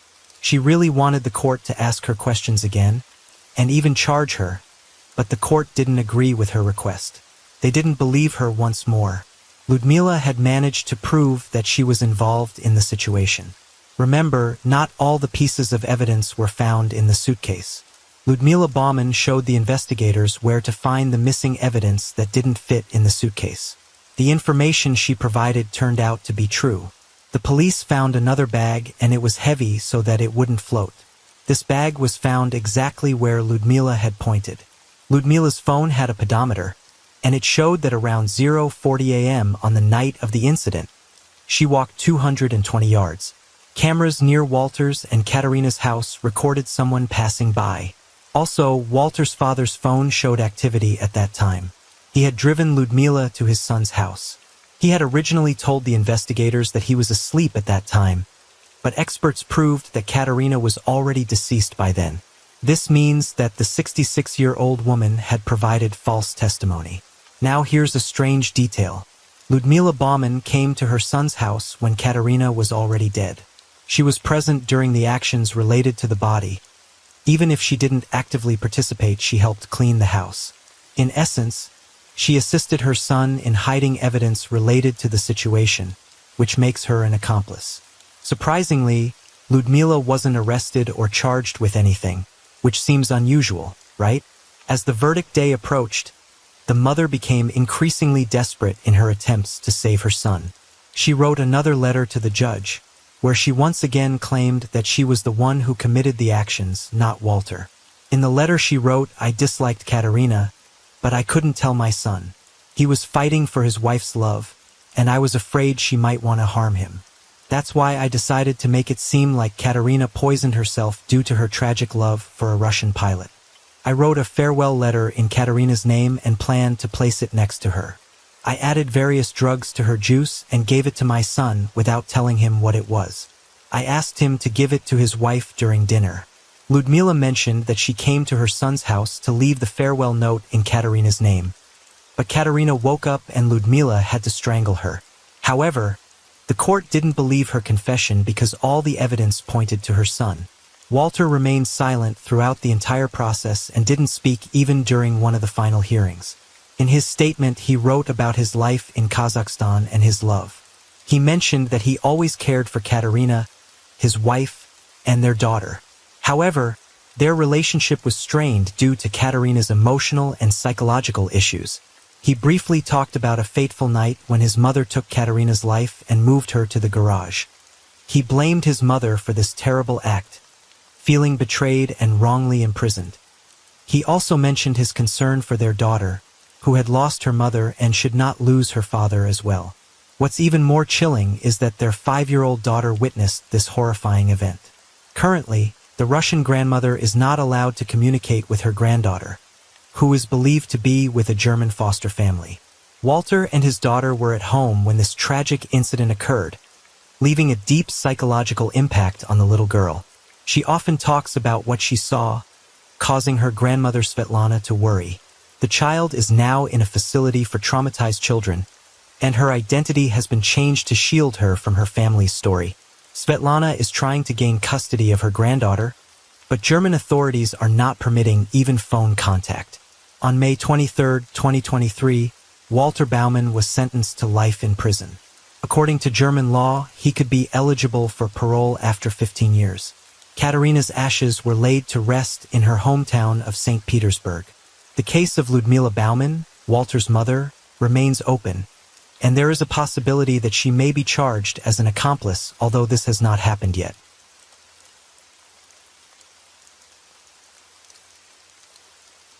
Story 4. I want to share a sad story that happened in Indianapolis, a city known for blending modern life with old traditions. In this city of art museums and lively festivals, tragedy struck the Blackburn family. It was a normal day in November 2015 when Davy Blackburn returned home from his morning gym session. As he parked his car, a phone call delayed his exit. After finishing the call, he entered his house, only to be met with a horrifying sight. His wife lay motionless on the living room floor, surrounded by blood. Davy, overwhelmed with shock, hurried to his wife's side. He checked her pulse, which thankfully still beat faintly, and immediately dialed for emergency help.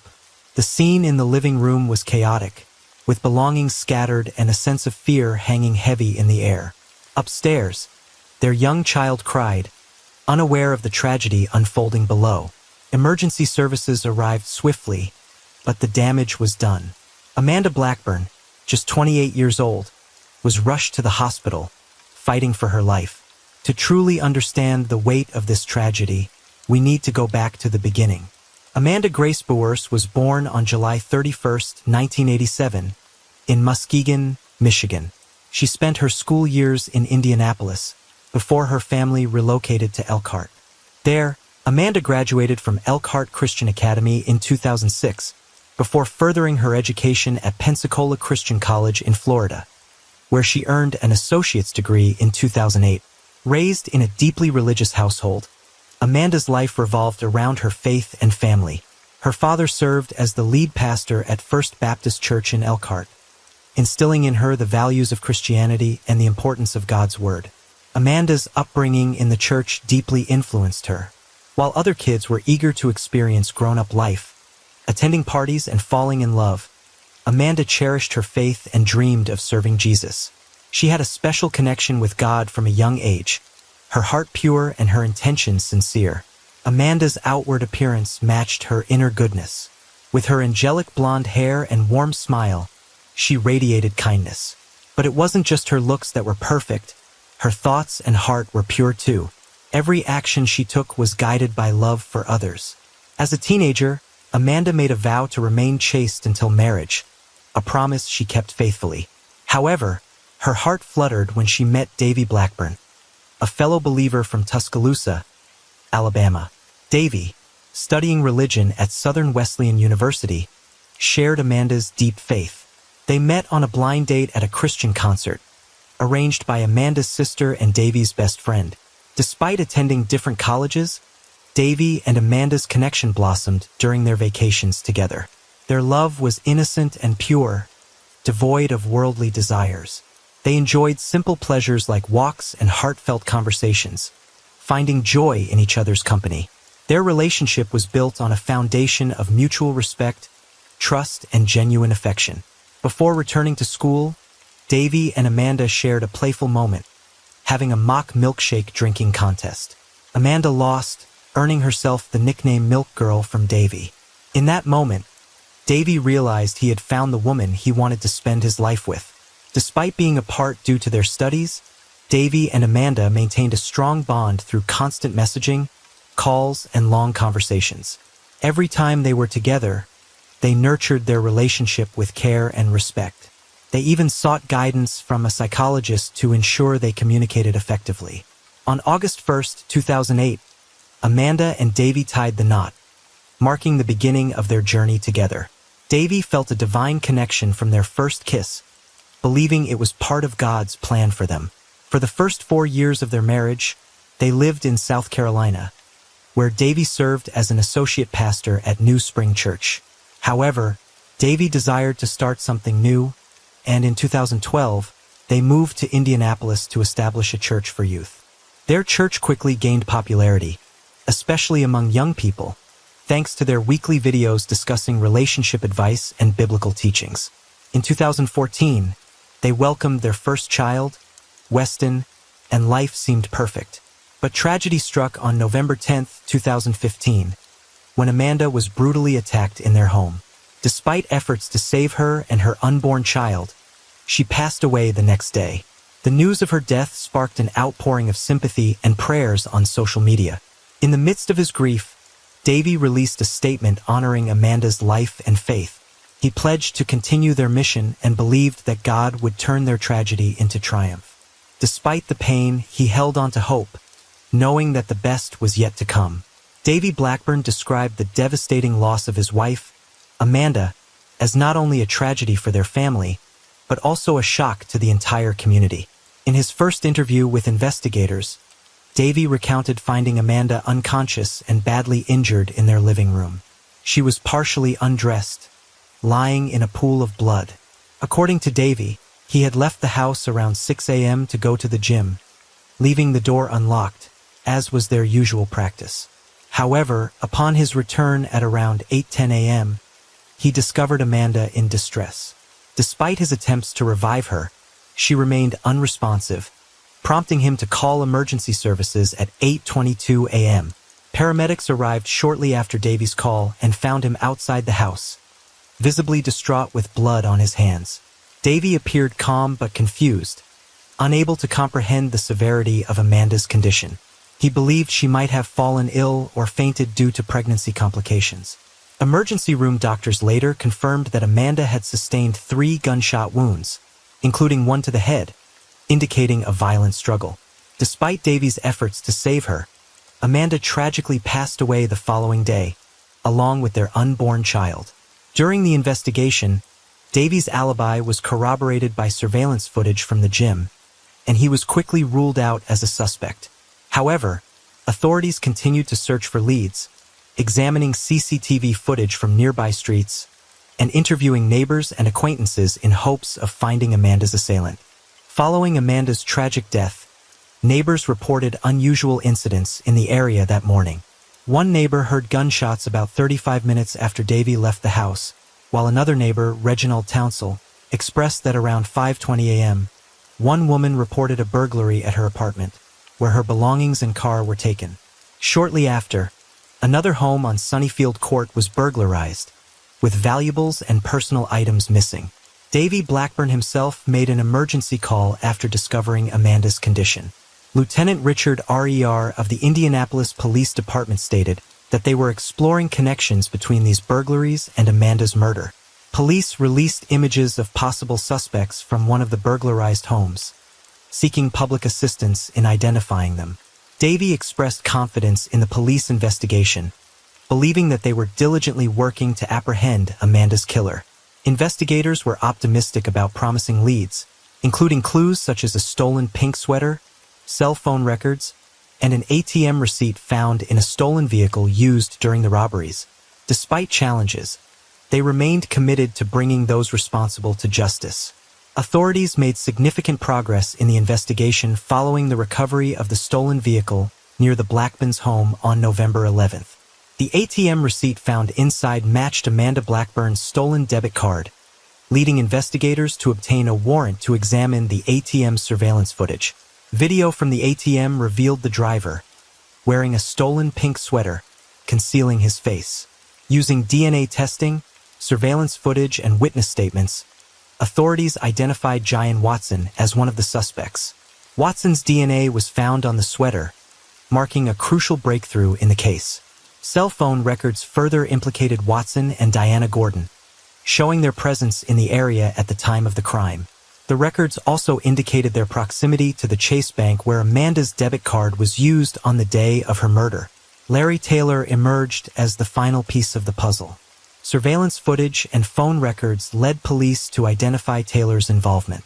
Additionally, reports surfaced of a gun found near the Blackburn home, which was turned in to the Broad Ripple Fire Department. After thorough analysis by crime lab technicians, 18-year-old Larry Taylor and 21-year-old Giant Watson were charged with the murder of Amanda Blackburn. The combined efforts of DNA analysis, surveillance footage examination, and witness cooperation culminated in the identification and arrest of the suspects, bringing some closure to the tragic case. Following the crime lab's confirmation that a gun found near the Blackburns' home was indeed the murder weapon, all 3 suspects were apprehended. During questioning, Larry Taylor admitted to shooting Amanda Blackburn twice, claiming it was in self-defense. According to Taylor's account, he and his accomplices, Jian Watson and Diana Gordon, had intended to rob the Blackburn house for money. Finding the front door unlocked, they entered and encountered Amanda. Taylor struck her with a gun to incapacitate her, while Watson and Gordon, feeling uneasy, left to find an ATM to use the stolen bank cards they already had. At the ATM, they were caught on CCTV, which ultimately led to their identification. Upon returning to the Blackburn house, they found Taylor engaged in a struggle with Amanda, who had regained consciousness and fought back. In the chaos, Taylor fatally shot Amanda before fleeing the scene with the stolen cards. Although Gordon was arrested for a parole violation, he was not charged with a felony, as he did not enter the Blackburn home. Taylor's confession provided crucial evidence in the case, shedding light on the tragic events that unfolded that fateful morning. Court documents revealed that the Blackburn home was the 3rd target of the first break-in. They stole valuables while the residents slept, discovering they were being recorded by a video camera but proceeding nonetheless. They then targeted another home, taking electronics, jewelry, and a distinctive pink sweater, which ultimately helped identify them.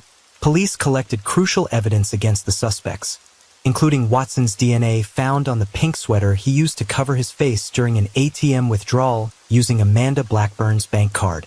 Watson and Gordon cooperated with the investigation in exchange for reduced sentences, while Taylor admitted to being near the scene but claimed confusion and memory loss. Formal charges were filed by the county prosecutor, with Larry Taylor facing 13 charges, including felony murder for Amanda Blackburn's death. Jian Watson also faces felony charges, along with multiple counts of burglary, robbery, and theft. Diana Gordon, although not directly involved in the murder, faces burglary charges due to her association with the other suspects. Additionally, a 4th person, aware of the crimes but not directly involved, was identified. The prosecution pursued justice for Amanda's murder while holding all involved parties accountable for their actions. Larry Taylor was taken into custody after intense cooperation between the Indianapolis Metropolitan Police Department's Violent Crimes Unit, the Gang Unit, and federal marshals. Police Chief Rick Hite commended the tireless efforts of detectives who worked day and night to solve the case, with assistance from Assistant U.S. Attorney Josh Minkler and Prosecutor Terry Curry. Due to the victim's pregnancy, prosecutors considered additional charges related to the fetus, although there was insufficient evidence to support rape charges. Larry Taylor's first trial in December 2021 ended abruptly when it was discovered that a juror had shared case information with others, leading to a mistrial. The final trial took place in October 2022, with rigorous jury selection involving over 100 potential jurors filling out detailed questionnaires. Larry Joe Taylor was ultimately sentenced to 86 years in the Indiana State Correctional Institution for Amanda Blackburn's murder and related burglary charges. Diana Gordon and Jian Watson agreed to plea agreements and testified against Taylor at trial, receiving sentences ranging from 20 to 35 years in prison. Currently, both Watson and Taylor are incarcerated in the Marion County Jail. In Indiana, a murder conviction can result in a prison sentence of 45 to 60 years, with some cases punishable by life imprisonment or the death penalty. Justice was served for Amanda Blackburn, though her tragic death remains a sobering reminder of the consequences of violent crime. The prosecutors sought to increase Larry Taylor's sentence by 20 years due to Amanda Blackburn's pregnancy at the time of her murder. Davy Blackburn, the church's pastor, expressed relief that his wife's killers had been apprehended, bringing a sense of closure and preventing further harm to others. Amanda's death deeply impacted thousands, including the state's chief executive, with over 2,000 people attending her funeral, including Governor Mike Pence. The church set up a donation page to help cover funeral and medical expenses, reflecting the community's support for the Blackburn family. Despite his grief, Davy chose to forgive Amanda's killers, emphasizing grace and hope amidst tragedy. His journey from grief-stricken husband to popular blogger and speaker garnered national and international attention, with coverage in various media outlets. Davy's newfound prominence, coupled with an insurance payout after Amanda's death, raised questions about his financial motives and whether he intentionally left the door unlocked on the day of the murder. In March 2016, Davy purchased a new home, signaling a fresh start. By July 2016, he appeared content in his new marriage, sharing photos of his home and expressing happiness in his blog posts. Davy's story is a testament to finding solace in faith and moving forward despite profound loss. His message of turning to Jesus for strength resonated with many, offering a beacon of hope in the face of tragedy.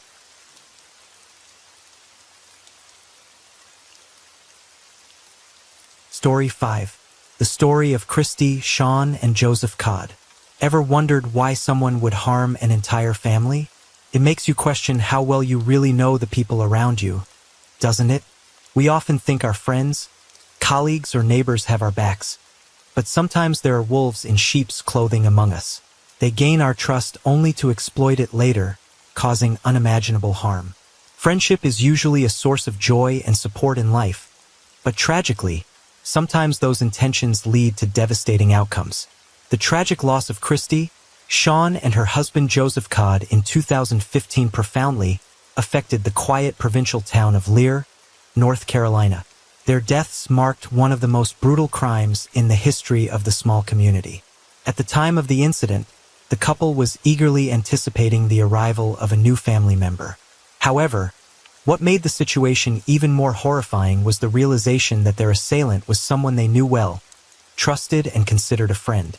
Furthermore, they were not his only victims. Christy Sean, aka Maria Sean Codd, born on September 3, 1976 in Madrid, Spain, was the only child of American military personnel. Her father, a U.S. Air Force soldier, frequently relocated with his wife and daughter due to his duties. As a result, the family moved from place to place, living in various European countries before returning to the United States. Christy started her education in New Orleans, Louisiana, but the family quickly moved to Texas, then to Illinois. Afterward, they spent several years living in Latin American countries. Living a nomadic lifestyle had its advantages for Christy. She learned multiple languages early on and got to immerse herself in different cultures and traditions. However, her teenage years presented challenges as she struggled to settle into new groups and make friends in unfamiliar places. Just as she began to adjust, it was time to relocate, leading to changes in schools and social circles. Surprisingly, these constant changes honed her communication skills. Christy effortlessly connected with people from diverse backgrounds and earned a reputation as a sweet, sociable, and charming young woman. Moreover, she actively participated in sports such as gymnastics, swimming, and kickboxing classes from a young age. After finishing school, Christy's father retired from the military and they settled in Ballowy, Mississippi. Finally, finding genuine friends, Christy stumbled upon a new passion: cooking. She loved experimenting in the kitchen, crafting culinary delights that earned her admiration. This newfound interest led her to pursue culinary courses, much to her parents' expectation of her becoming a chef. However, Christy surprised them by discovering her knack for acting. With ambition and beauty on her side, she joined an acting academy and headed to Los Angeles. There, she embraced every opportunity that came her way, from commercials to theater performances. She even landed roles in prominent Hollywood productions, sometimes taking on risky stunts, including a minor part in the Terminator franchise. In 2000, after graduating from the academy, the young woman found herself without any significant acting roles. Despite her talent and looks, she shifted her focus to cooking and sports, turning them into a profitable business. Christy appeared on several popular culinary TV shows, gaining recognition and becoming a well-known figure. While she made it to the finals of the next Food Network star, she didn't win due to mixed reviews of her culinary experiments. However, Christy wasn't discouraged. She attracted a large following on social media, where she shared her life and creations, promoting a healthy lifestyle and offering nutrition advice. She even developed exercise routines to stay in good physical shape. About a year later, Christy founded and began successfully developing her own catering company, which provided banquet services for various events and also retailed prepared culinary products. Her business was distinctive in that it focused on proper and healthy eating, and additionally, the menu featured her own original recipes which she created and perfected. Soon, the young woman contemplated starting her own farm, which would grow healthy and environmentally friendly produce. This would help her expand her business in the catering industry. At the same time, she conducted online courses on proper nutrition and developed several other projects. In 2012, Christie met Joseph Timothy Codd, better known as JT, who worked as a casting director in television, responsible for selecting participants and actors for various high-rated projects.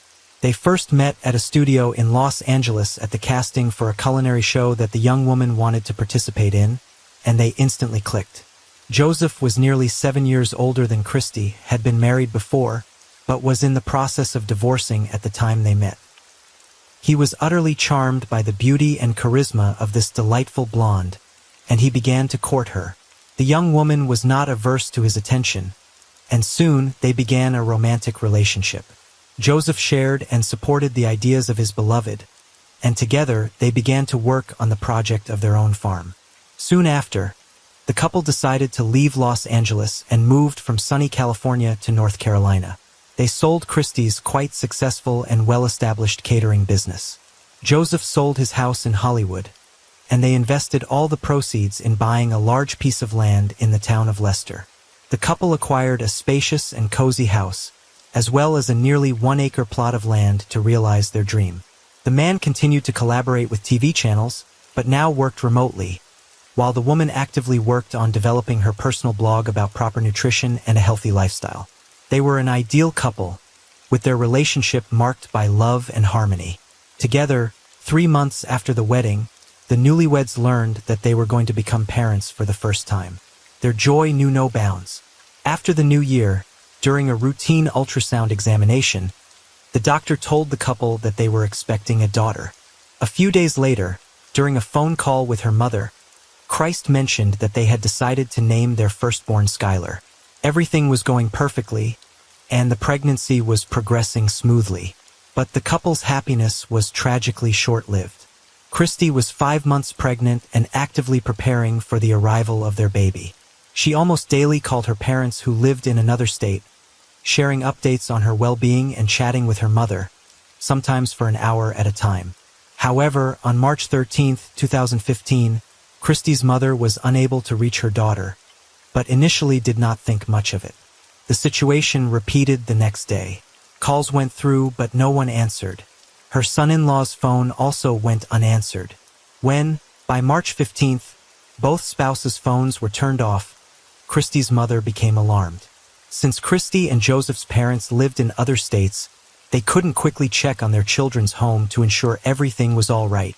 Therefore, Christie's mother called a close friend of her daughter, a woman named Cecily, who lived nearby and could check on them at their home. When the friend arrived at the Codd residence, she saw that both spouses' personal cars were parked at the house. However, the front door was locked, and no one responded to knocks and shouts.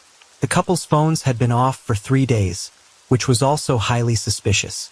Through a window, Cecily saw that the couple's beloved dogs, who they cherished and would never willingly leave alone, were locked inside one of the rooms. The woman opted to stroll around the house and noticed that the back door lock had been forcibly broken, suggesting an attempted or successful break-in. She promptly notified Christie's mother via phone, who then promptly contacted the police. The arriving officers confirmed the break-in at the back door and found disorder inside, indicating a search for something. The family reported missing valuables, including the homeowner's jewelry box, and noted that the safe in the couple's bedroom had been tampered with. However, there were no signs of a struggle or evidence of the couple being forcibly taken. Moreover, the intruder had been careful, leaving behind no fingerprints or DNA evidence. The relatives clung to the faint hope that 45-year-old Joseph and his 38-year-old pregnant wife Christie were still alive, but the experienced officers were not optimistic in their forecasts. In the initial days, the investigation simply stalled. No clues or even somewhat significant evidence could be found. The missing couple had no enemies or ill wishes, and reconstructing what had happened was challenging even in broad strokes. The spouses' phones were left at home, last used on March 12th. Only incoming calls were recorded the next day, after which the devices died. The police decided to question the couple's neighbors to see if they had noticed anything strange or suspicious. Recently, an interesting detail emerged. A neighbor living across the street saw another local resident throwing a large bundle into a trash bin near the Codd's home on the morning of March 15th. At the time, he didn't think much of it, but when he learned of the couple's disappearance, he thought the information might be useful to the investigation. Checking the contents of the bins was no longer possible, as the trash had been taken to the dump just the day before, and now any potential evidence would need to be searched for there. But first, the police wanted to speak with the person who had discarded the strange bundle. It was revealed that the perpetrator was a 36-year-old named Robert Jason Owens, residing on the same street. He was familiar with the couple and even regarded as a close family friend. Owens, a handyman, had assisted Christy and Joseph during their initial move. Over time, they developed a friendship, leading to Owens being invited to their wedding. While this seemed innocent enough, some locals characterized Owens as peculiar and unpredictable. Robert was called in for questioning at the police station on March 16th. Initially, he denied any involvement in the couple's disappearance and claimed ignorance about the mentioned bundle. Initially, there wasn't much evidence to charge him with beyond the unsubstantiated claim. However, the situation took a drastic turn later that evening when the same large peculiar bundle was discovered at the landfill. Inside were items from the missing couple's home, and Robert's clear fingerprints and DNA traces were found on partially burnt clothing belonging to the couple, as well as on a blanket and throw from their home, all stained with blood. This evidence confirmed the police's suspicions that Christy and Joseph were no longer alive. Doubts were dispelled when police searched the suspect's home and found charred human skeletal remains in his wood stove. Robert was then brought in as a suspect in the brutal elimination of his neighbor and the neighbor's pregnant wife. Despite his denials and inconsistent statements, he eventually confessed after several hours, and his admissions were truly shocking. He admitted to the double fatal incident but claimed it was accidental. According to him, on the evening of March 12th, he opted to pay a visit to his friend's house. However, he veered off the road to avoid hitting a dog, which led to his car getting stuck in the mud. He proceeded to walk to the Codd family's residence and sought their assistance in pushing his car out. The Codd couple, being helpful and responsive, agreed to help. As they were pushing the car, Robert, seated behind the wheel, accidentally mixed up the gas and brake pedals, causing the car to lurch forward and strike the couple. In a state of panic, fearing he would be blamed for their injuries or deaths, he made the decision not to alert the authorities or seek medical aid. Instead, he chose to conceal the incident. Robert asserted that he returned to the Codd family's residence, forcibly entered through the back door, and retrieved blankets from the bedroom, uncertain of the victim's survival. He proceeded to wrap the bodies in the blankets and place them in the bed of his pickup truck. He then transported the bodies to his own home, where he dismembered them in his bathroom using a saw and a small axe. Subsequently, he ignited his stove and systematically incinerated portions of his remains, hoping for complete combustion. Strangely, he opted not to burn the blood-soaked clothing, blankets, and footwear, instead bundling them into a trash bag and disposing of them in a dumpster, assuming that once the garbage was taken to the landfill, any evidence would be irretrievable. After all this, Robert claimed he decided to stage a burglary, though in reality he had robbed his friend's home himself, stealing money and valuables, which he pawned the next day. The cruelty with which Robert disposed of his friend's bodies and the eerie calmness with which he recounted the events shocked even seasoned police officers. In his home, they found a saw and an axe stained with blood, skin, and bone fragments of the deceased. The accused hadn't even bothered to clean the tools or attempt to hide them, confident that the investigation would never lead to him since he had left no traces at the Codd's house. Forensic analysis confirmed that the bone fragments found in Owen's stove belonged to the missing couple. Law enforcement decided to delve deeper into the suspect's background. Robert was unmarried, had no children, and barely maintained any contact with his relatives. He had previously lived in Asheville, North Carolina, but in 2000 he bought land in Leicester and later built a house there. It turned out that his name was linked to an unresolved crime from 15 years prior that occurred in Asheville in 2000. Robert's close friend, Zeb Wayne Quinn, who was only 18 at the time, mysteriously disappeared. Robert and Zeb, longtime acquaintances from their school days, resided nearby and shared a friendship. Zeb, balancing military training with part-time work at Walmart, arranged to meet with Robert on January 2, 2000, following the conclusion of his Walmart shift. Their plan was to journey to Leicester to purchase a new car. However, Zeb failed to return home. Several days later, Zeb's Mazda protege was discovered parked elsewhere in town, its headlights illuminated, with a heart drawn on the window using red lipstick. Despite investigations, the car's owner remained unidentified. Furthermore, the vehicle exhibited damage and scratches, along with paint traces from another vehicle. Remarkably, Robert, the last person to see Zeb, also had damage on his car, with paint particles matching those from Zeb's vehicle. Robert recounted a peculiar and dubious account of their encounter. Soon after, they embarked towards Leicester, with Zeb signaling for Robert to stop. Zeb said he received a message on his pager and urgently needed to use a payphone. He asked Robert to wait and drove off to the nearest gas station, but returned 10 minutes later looking frantic. He said their plans had changed and then drove off in an unknown direction, hitting his friend's car in the process. It was also discovered that Zeb had a romantic relationship with a woman named Misty Taylor, whose former boyfriend, Wesley Smith, had threatened Zeb with harm if he didn't stop seeing Misty Taylor. Smith and Owens were questioned in this case, but due to a lack of evidence, all three were released. Additionally, Misty and Wesley had aliases, which was not the case for Robert. A significant amount of money, which Zeb had with him in case he decided to buy the car, and his pager disappeared from his car, and it was never determined what message he had received, if any. The investigation leaned towards the theory that there was no message at all. Another oddity was that the day after Zeb's disappearance, a man called Walmart claiming to be him, stating he wouldn't be coming to work for the next few days due to illness. However, the colleague who answered the call thought the voice sounded strange and unfamiliar, not like Zeb at all. That phone call was traced to a Volvo plant where Robert worked. During questioning, Owens unexpectedly claimed that he made the call at his friend's request the night before Zeb sped away. No new evidence or witnesses were found, and the case remained unsolved, with Zeb Quinn listed as missing ever since. However, 15 years after these events, Owens was interrogated again, suspected of being directly involved in his longtime friend's disappearance. In June 2015, the case of Zeb Quinn was reopened from the archives, and resumed.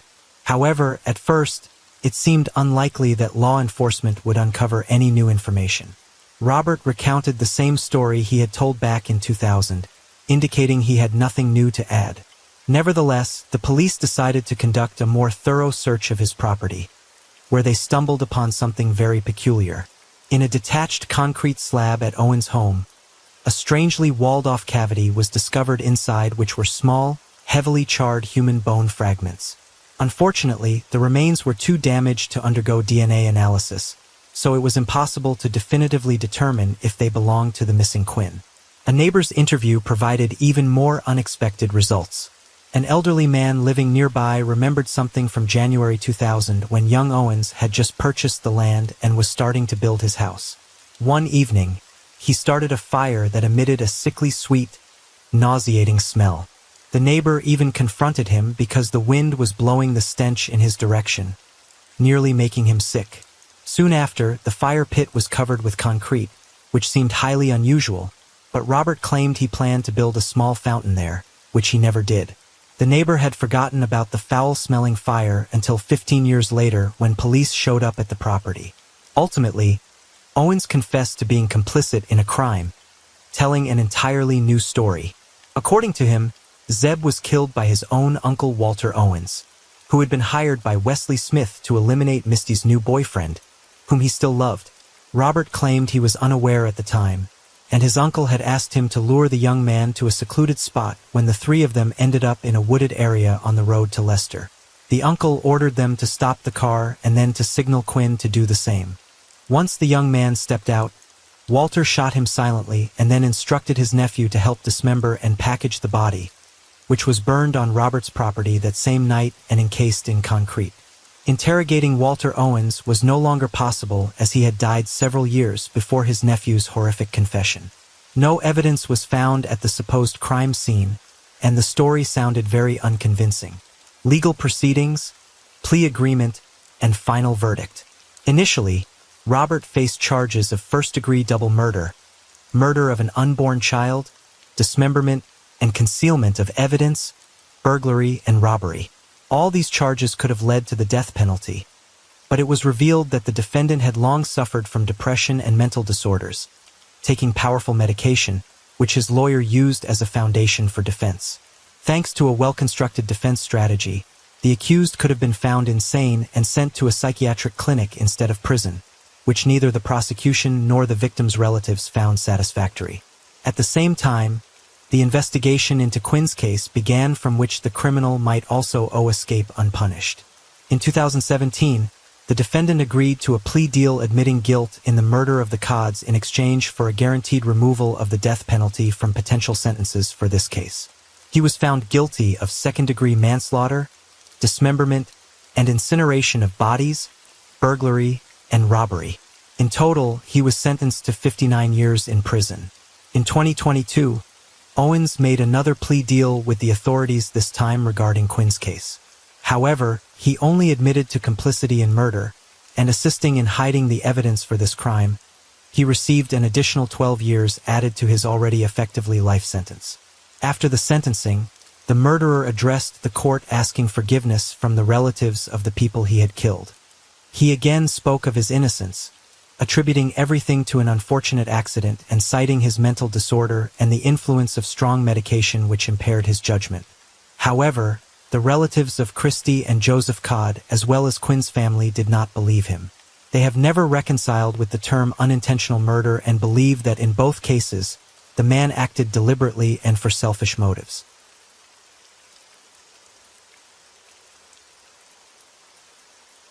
Story 6. First, I asked Tommy Schaefer to help me find somebody to kill my mom for $50,000, and he said no. After that, I got this whole new savage idea in my head that I wanted to kill her in a hotel room because she had killed my father in a hotel room. We were going to Bali, so I began to plot. This disturbing video was filmed by Heather Mack while she was behind bars in one of Indonesia's most notorious prisons. She faced a possible death sentence after being convicted of a crime that made headlines worldwide. The case reveals a shocking story where even close family ties were shattered. This is the tragic tale of Heather Mack and her mother, Sheila Von Wees. First, we want to express our deepest condolences to the loved ones of Sheila Von Wees, who was the victim of these terrible events. On August 11, 2014, 19-year-old Heather Mack and her 62-year-old mother, Sheila, arrived in Bali for a vacation. Sheila had spent a lot of money on the trip, hoping to mend their strained relationship, but unbeknownst to Sheila, Heather had darker intentions. In the early hours of August 14th, they checked into the St. Regis Hotel in Nusa Dua, Bali. During check-in, Sheila discovered 2 rooms booked under her name and saw a passport belonging to Tommy Schaefer, Heather's boyfriend. Heather had used Sheila's credit card to book a separate room and a plane ticket for Tommy without her mother's knowledge. Furious, Sheila stormed off and didn't return that day. On August 12th, Tommy arrived at the resort and went to the room Heather had reserved for him. That night, Heather and Tommy put their sinister plan into action. After giving Sheila sleeping pills, Heather texted Tommy to let him know it was time. When Tommy entered the room, Sheila was drowsy but still awake. Once inside, with the door shut behind him, Tommy picked up a fruit bowl and hit Sheila over the head. He and Heather then continued to beat Sheila until she stopped breathing. Together, they concealed Sheila's body in a suitcase. CCTV footage later showed the couple carrying the suitcase on a luggage cart and loading it into a taxi. This terrible crime shocked the world, leaving many to wonder why Heather would murder her own mother in such a brutal way.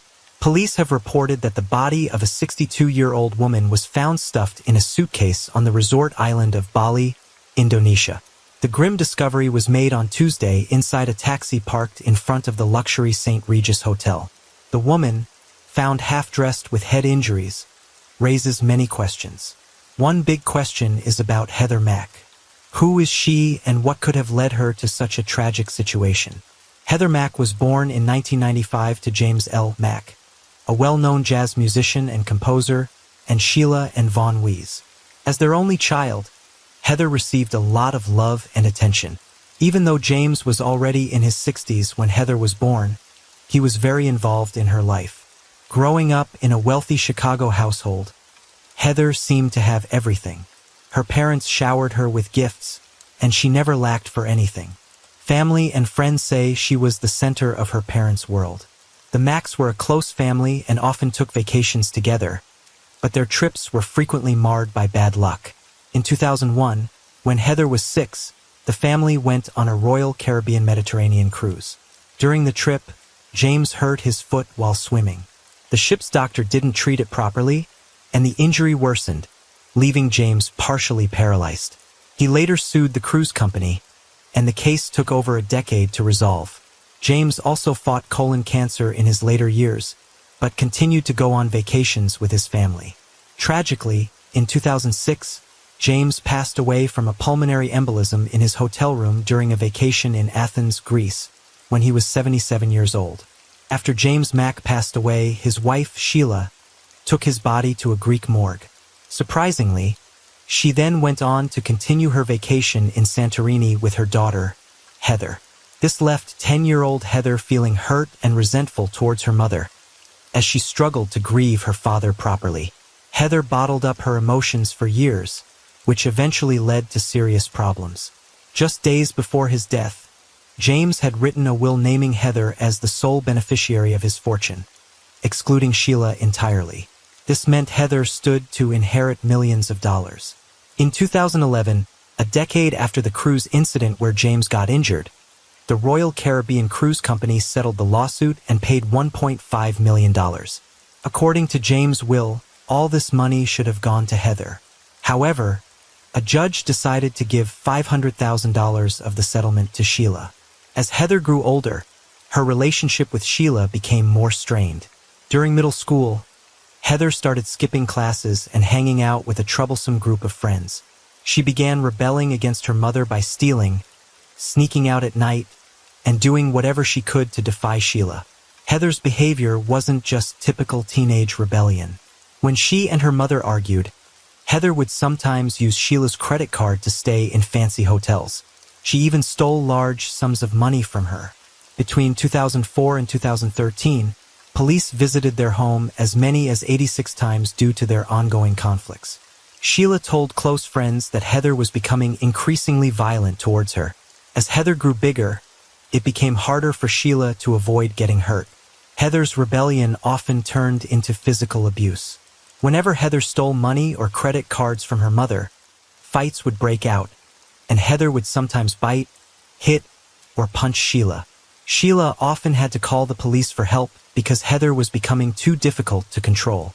By the time Heather was a senior in high school, at just 15 years old, she had fallen in love with a young man named Tommy Schaefer. Tommy, who went by the name Tommy X, was an unemployed aspiring rapper. He had grown up with his mother after his father left them, and although Tommy had friends, many people found him untrustworthy because he often told exaggerated stories to be the center of attention.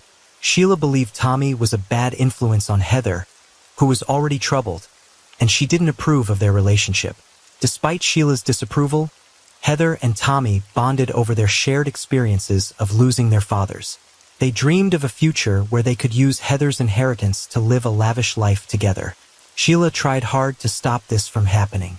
For example, once, when Heather ran away and checked into a hotel with Tommy using Sheila's credit card, Sheila reported the card as stolen. While Heather got a warning, Tommy was charged with disorderly conduct. This incident increased the tension between Heather and her mother. The situation escalated in February 2011. During a heated argument, Heather pushed Sheila into the bathroom, causing her to fall and break her arm. Making matters worse, Heather then unplugged the phone, preventing her mother from calling an ambulance. Heather seemed to lack empathy and didn't care about causing her mother pain. She often destroyed household items during their fights, like breaking plates and picture frames. Sheila confided in her friends about how difficult it was to handle Heather's behavior. Once, Heather was arrested, but Sheila chose not to press charges, hoping things would improve. Unfortunately, they only got worse. In January 2012, after another big argument where Heather broke things in their home, she ran away again. This pattern of fighting and running away was becoming all too common. Even though friends and police officers advised Sheila to press charges, she refused. Sheila didn't want Heather to end up with a criminal record. She held onto the hope that Heather would eventually grow up and their relationship could be repaired. Hoping a change might help, Sheila moved them from Oak Park to a high-rise apartment in Chicago's Gold Coast neighborhood. But instead of getting better, things took a turn for the worse. Heather became pregnant with Tommy's child and dropped out of high school. Heather later claimed that her mother forced her to have 2 abortions and was pushing for a third. Sheila was even considering getting legal control over Heather to make this happen. Despite facing severe physical abuse from Heather for 3 years, Sheila refused to give up on her daughter. She still believed they could find a way to heal their relationship. Looking for a fresh start, Sheila planned a trip to Bali, Indonesia with Heather in 2013. She hoped that some time away together might help mend their broken hearts. When Sheila, aged 62, decided to take her daughter Heather on a vacation to Bali, she spared no expense. She bought first-class tickets for both of them, each costing over $10,000, and booked a luxurious room at the upscale St. Regis Resort. Sheila hoped this trip would help repair their strained relationship. She had no idea what Heather was planning. Pictures from their trip show them smiling, but beneath those smiles were deep, unresolved issues. Sadly, Sheila didn't realize just how much they had drifted apart until it was too late. Months before the trip, Heather's boyfriend, Tommy, had shared a dark plan with his cousin, Robert Bibbs. Heather had told Tommy that she saw only one way to escape her mother's control: to kill her. She was desperate to avoid the abortions her mother wanted and saw inheriting her mother's millions as the solution. Heather even talked about hiring a hitman, saying she had $50,000 to spend on one. Robert was shocked, but instead of discouraging Tommy, he suggested ways to do the deed himself, bypassing the need for a hitman. Their discussions took place over Facebook Messenger and through text messages, leaving a trail of evidence. If Sheila had simply agreed to give Heather access to her trust fund, Heather would have gotten the money she wanted. However, Sheila wasn't focused on the money. She just wanted her daughter to be mature enough to handle her inheritance responsibly. Ignoring her mother's intentions, Heather and Tommy continued to plot.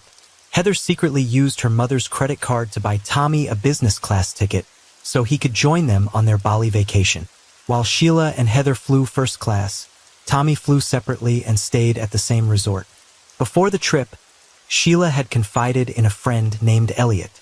In an email, she detailed her concerns about Heather's behavior and the upcoming vacation, hoping that the time away might help fix their troubled relationship. Sheila's friend Elliot had warned her that the trip to Bali might not help improve her rocky relationship with Heather. Unfortunately, he was right. On August 11, 2014, just after midnight, Sheila and Heather arrived in Bali. When they checked into the resort, Sheila was shocked to find 2 rooms booked under her name. The hotel staff showed her a copy of Tommy's passport, which explained the second room. Sheila immediately confronted Heather, leading to a heated argument in front of the hotel staff. Heather claimed that Tommy was there to study, but Sheila didn't believe her. She knew a high school dropout wasn't likely to be in Bali for school. Frustrated and feeling disrespected, Sheila walked away angrily. Tommy arrived at the resort just after midnight on August 12th, a few hours after Heather and Sheila. Once Tommy got to his room, Heather messaged him about an hour later, saying her mother was still angry but had gone to bed. Around 1:54 a.m., Heather sneaked out to Tommy's room and they wandered the hotel corridors until about 2:45 a.m. After returning to her room, Heather and Tommy continued to text each other, planning how to kill Sheila. They discussed their plot in code using the phrase "say hi" to mean murder. Heather suggested they should say hi right away. Tommy replied that Sheila should be made completely unconscious first, hinting that she should be drugged. At around 3:16 a.m., Heather snuck out again to meet Tommy on his floor. Noticing her daughter was missing, Sheila went to the lobby at 3:27 a.m. and spoke to the staff, likely worried. Heather then appeared in the lobby to talk to her mother and returned to their room afterward. From 4 a.m. to 8 a.m., Heather and Tommy exchanged more messages. During this time, Heather reportedly drugged her mother with sleeping pills. Their texts continued, filled with plans and anticipation for what they would do next. The night was filled with tension, deceit, and the looming horror of what was to come. Heather texted Tommy, saying that Sheila had woken up and the sleeping pills hadn't worked well. Tommy advised her to wait at least 20 minutes to make sure Sheila was asleep before they said hi, their code for the murder. Heather was excited and said she couldn't wait. Initially, Heather was supposed to carry out the attack, but she got scared and asked Tommy for help. Tommy suggested that Heather should create a distraction to keep Sheila occupied while he hid in the bathroom. In their chilling messages, Heather urged Tommy to be relentless, no matter what Sheila did or said. As they waited for Sheila to fall back asleep, Tommy messaged his cousin, Robert Bibbs, again. Robert was surprised that Sheila hadn't died from the sleeping pills and suggested drowning her. Tommy, aware of the resort's security cameras, decided instead to hit Sheila with something hard. He sent Heather a picture of a glass fruit bowl with a metal handle, and they agreed it would make a good weapon. The plan was for Tommy to jump out and hit Sheila over the head with the fruit bowl, knocking her out so they could kill her together. They would then claim that Sheila had slipped and fallen. Heather pretended to go get some water and confirmed that the bowl was a suitable weapon. Their final text exchange was around 8:57 a.m. After that, Tommy went back into Sheila's room with Heather. Following their gruesome plan, Tommy picked up the fruit bowl and struck Sheila over the head repeatedly. The couple continued to beat Sheila until she eventually died, choking on her own blood. Once Sheila was dead, Heather and Tommy worked together to cut up her body and stuff it into a suitcase. Resort security cameras captured them moving the suitcase on a hotel luggage cart, heading to different floors. At 10:02 a.m., Tommy messaged Robert, confirming Sheila's death and showing no remorse. Robert responded by blaming Sheila, saying it wasn't Tommy's fault for not feeling anything. At 10:43 a.m., Heather and Tommy loaded the suitcase and some other items into a cab. As they did, they noticed blood leaking from the seams of the suitcase, causing them to panic. They quickly left the bloody suitcase in the trunk and told the cab driver they needed to go back inside to check out of the hotel. After leaving the suitcase in the cab, Heather and Tommy returned briefly to the resort, but then left through another exit. The cab driver, waiting for them, eventually opened the trunk and found blood on the suitcase. He informed resort security, who took it to the police station. When the police opened the suitcase, they discovered Sheila's body inside. She had been seriously injured and later died from her injuries. The exact cause was determined to be related to the injuries she sustained. Heather and Tommy were arrested the next day while staying at another hotel nearby. Tommy's cousin, Robert Bibbs, saw news of their arrest and feigned surprise. However, texts between Robert and Tommy discussing the incident made him an accessory. Initially, Heather and Tommy claimed they had been taken by armed individuals who had harmed Sheila. They said they had fled and were scared to report the incident. However, Tommy later changed his story, alleging that he had harmed Sheila in self-defense. Tommy claimed he struck the 62-year-old woman in self-defense. Heather made a similar claim, alleging Sheila was abusive. However, police reports filed by Sheila contradicted these claims, showing Heather had been the aggressor in previous incidents. Heather also claimed she wasn't in the room during the murder. She said Tommy acted alone in putting her mother in the suitcase. In Indonesia, the penalty for murder is death, which worried 18-year-old Heather. However, due to her pregnancy, she avoided the firing squad pending trial. Tommy pleaded guilty to killing Sheila in September 2014, while Heather confessed to being an accomplice. They were formally charged with murder in January 2015. The potential sentence was death by firing squad, but in April 2015, Heather received a 10-year prison term. Tommy got 18 years, with Heather's lighter sentence reflecting her lesser role and having given birth in jail. In September 2015, Tommy's cousin Robert Bibbs was charged with conspiring against Sheila, receiving a 9-year sentence in June 2017.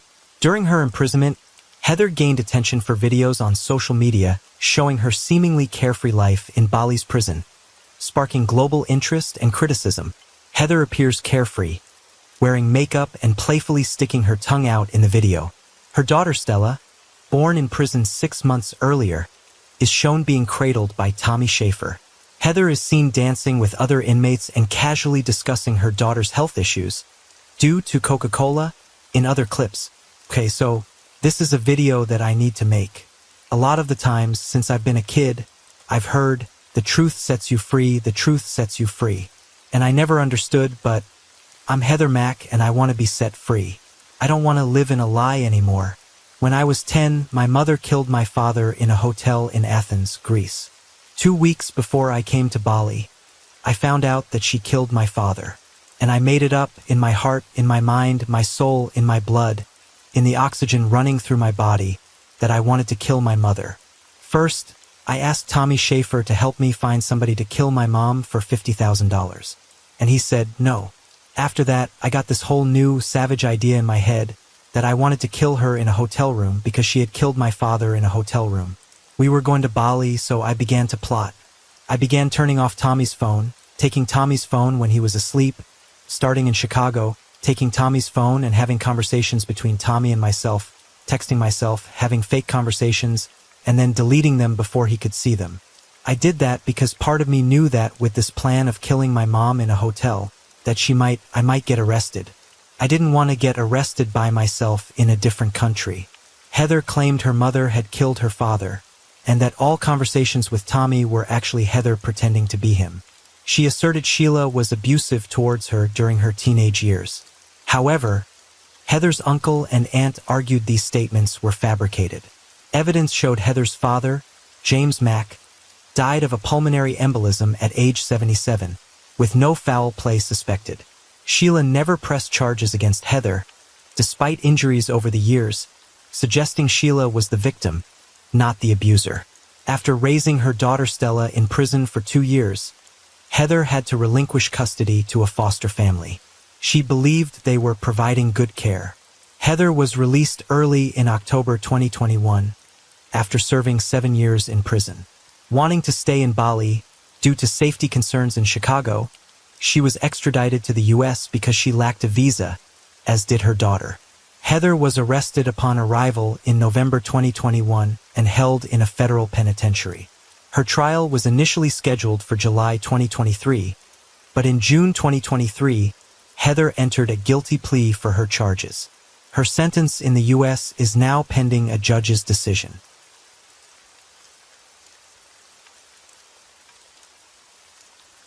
As the rain falls and the night deepens, thank you for being here with me at Radio Night Crime. True crime stories remind us of life's mysteries and the need to stay aware, even in the stillness of the night. If you enjoyed tonight's story, don't forget to like, share, and subscribe. Let the sound of the rain lull you to sleep, and until next time, stay safe, stay curious, and let the night keep you company.